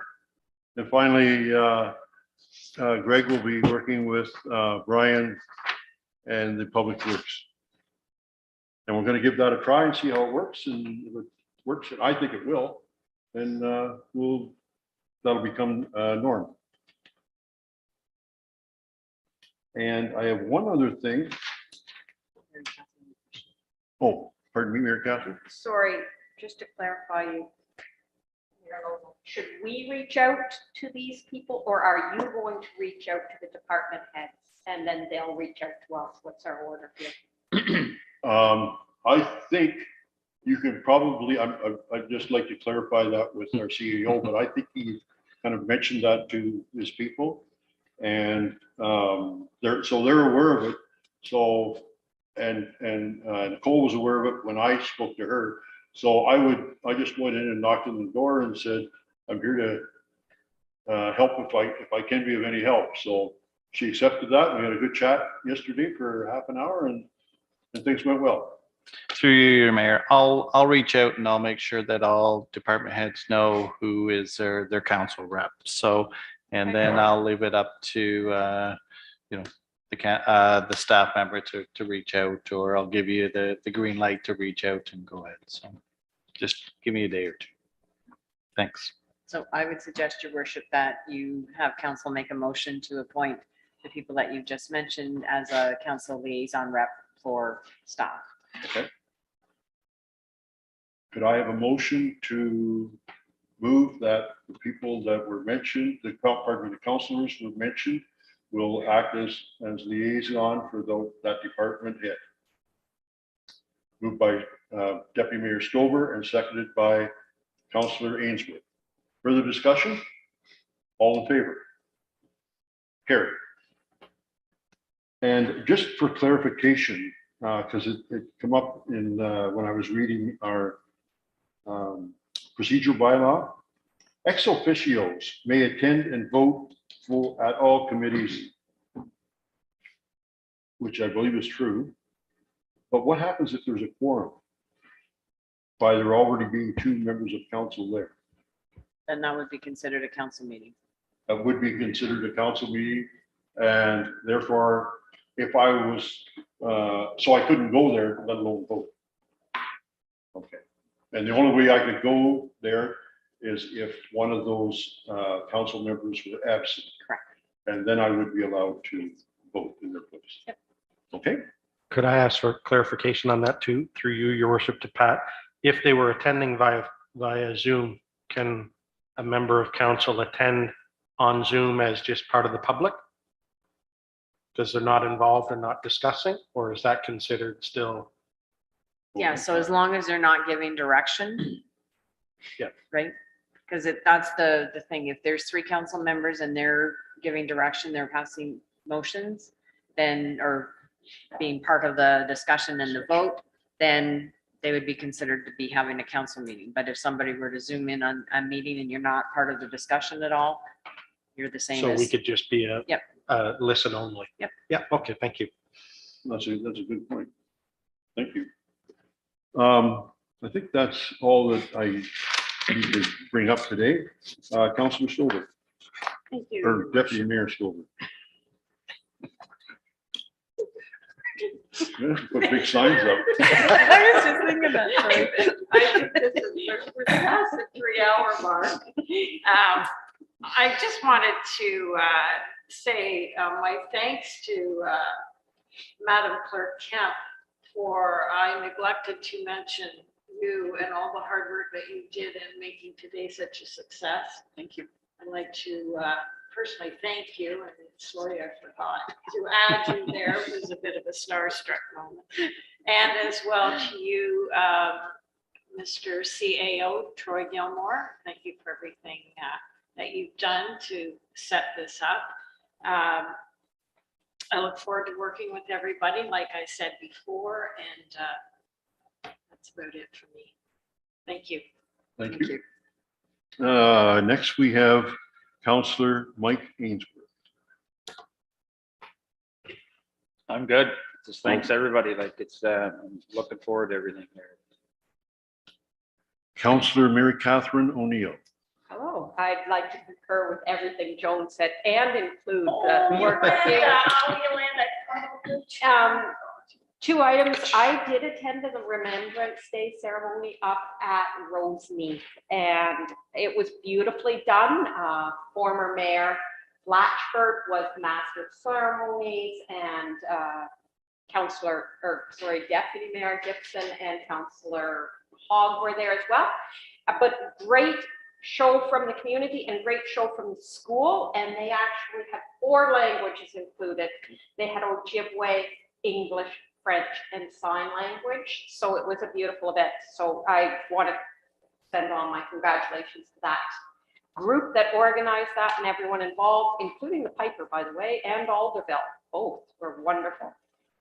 And then I have a request on here that we host a meet and greet reception of the new council at the Rosemead Fire Hall on December 8th, 2022. Now, when I was at the event and said that I had this on the council or on the agenda here, I had a few people who said, no, you're going to want the Alnwick Civic Center because we're going to have lots of people. And then I thought, well, that's not a bad idea, because maybe we could get these students involved as well. And I know that Jennifer's already starting to think a little bit, so. Thank you. I concur with you. I think it's a great idea. And we'll just ask staff to see if they can't set up something for the council to be there for an hour and a half, whatever that time. And what time it should be there. And I think we'll make it very informal. Yeah. Just go ahead, Pam. Oh, I was just going to say, Deputy Mayor Stover just asked me for training that day, and I believe Councillor O'Neill's suggestion was following the training that you would have the meet and greet. Yes, that is. And I neglected, I reached out to Nicole and she told me I could ask at the meeting how this would be funded. So Nicole?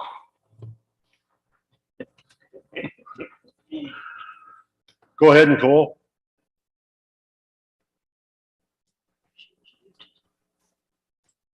Sorry, could you please repeat the question?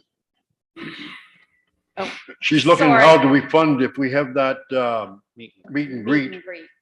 Oh, so there, yeah, so there's a couple ways it could be done. What I had suggested, there's 2 lines that we have budget for. One is for elections. If we have not used up all that funds, that's one line that could be used. And then we have another line under council for special events. So we can have a look at where those budget lines are at, and then probably between Pat and Troy and I, we can make a decision on where that would get expensed. Good, thank you. Anything else, Mary Catherine? Councillor Booth. Excuse me.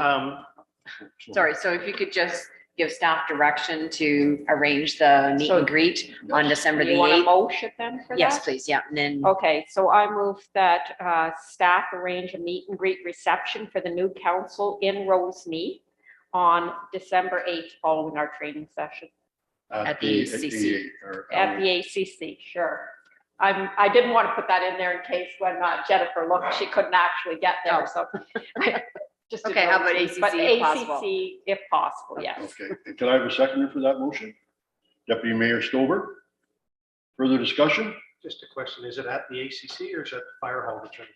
The training's at the fire hall, And then we but will would to go over, ACC. yeah. Further discussion? All in favor?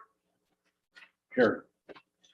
Could I just mention one thing about that? If you're talking about that, Nicole, and just my preference, that I would prefer you would take that money out of the council expenses only because in the future, if you're ever looking in another 4 years from now of what the expenses were for elections, I think if you throw something like this in there, it sort of skewers the numbers to say, oh, and I'm sure this is nothing, we're only spending a few $100 if, but it just skewers the numbers that, oh, you know, this is what we spent on elections 4 years ago, when really it's truly not an election expense, I would say. But council has money in a discretionary fund to use. Just my thought. Thank you for that. Just like to keep everything straight and narrow so we know what's going on. I'd also like to thank Pat and Yolanda and the CAO for a fantastic day today. It was very well done. Thank you very much. I think you guys represented the town well for us, so it looked great. And I also was able to attend on Remembrance Day, the Grafton Remembrance Day. And I know I saw the deputy mayor there and I saw the mayor. I'm not sure, Mike, if I saw you, but maybe there was, I believe, and correct me if I'm wrong, Mayor, there was probably 500 kids, if not more there. And the OPP was there and it was all arranged through Troy and your staff and everything, that everything went fine. The kids were well behaved. I can't believe that they can keep 500 kids calm and cool like that. So the teachers must have threatened them with something, but they were pretty good. So just a congratulations to the staff and that for running it, and for the Legion. We got an opportunity to go back and have some more nice little sandwiches, which was good. So thank you. And if I can just add on to that, the Legion and the ceremony was probably as best I've ever seen it attended. And there was St. Mary's School was there, and the Grafton Public School was there, and there was 2 buses that came from Baltimore's school. So it was very well attended. And to carry on a little bit with Mary Catherine was saying, I was speaking to Chief Mowat a couple nights ago, and he was very pleased with what he'd seen at the Roseneath cenotaph. And I would like to finally comment or make another comment. I did congratulate the senior staff for putting on today's reception. And but I would like to say it publicly. It was probably the best one I've ever attended. It was very well organized. It was simple, but very well appreciated by everyone. So I want to thank you all for doing that. And I would like to also acknowledge council for being here today and going through our first meeting. I thought it went well, and I look forward to many more meetings with you. So thank you very much. And we need now. Go ahead. so we need to deal with either the deferral of that Oh, bylaw, or Yes. did you? Yeah, Jennifer has an appointment. She's unable to attend. Sorry. Thank you for So- bringing that back to us. No problem. So there was a motion from Councillor Ainsworth to defer it. You would need a seconder if that's, Okay. or if the mover of the original motion is okay to defer it. Yes, I'm deferred. Okay. So it's been moved by Deputy Mayor Stover and seconded by Councillor Ainsworth to defer that to, can we do it at the planning meeting? I was going to suggest that. Yeah, we can do it next Thursday at the planning meeting. Okay, all in favor? That's carried. And finally, we will, not finally, but we will be approval of the confirming bylaw. Bylaw number 127, 2022, being a bylaw to confirm the proceedings of the regular council session held on Thursday, November 17th, 2022. Be resolved that bylaw number 127, 2022, being a bylaw to confirm the proceedings of the regular session of council held on Thursday, November 17th, 2022, be read and deemed passed the 17th day of November 2022. Could I have a mover and a seconder for that? Moved by Deputy Mayor Stover and seconded by Councillor Booth. Any further discussion? All in favor? Carried. And we are going to take 30 seconds. You need to adjourn this meeting and then we'll go into a closed session. Okay, so we have to do that. first. Yeah. Okay. Need a motion to adjourn this meeting. Be resolved that the regular session of council on Thursday, November 17th, be adjourned at 4:02 PM. Mover and a seconder, please. Moved by Councillor Booth, seconded by Councillor Ainsworth. All in favor? Carried. And now we'd like to. 5 minutes? Take 5 minutes. And thank you for getting through all that stuff. Pretty quick. Did a great job. Yeah.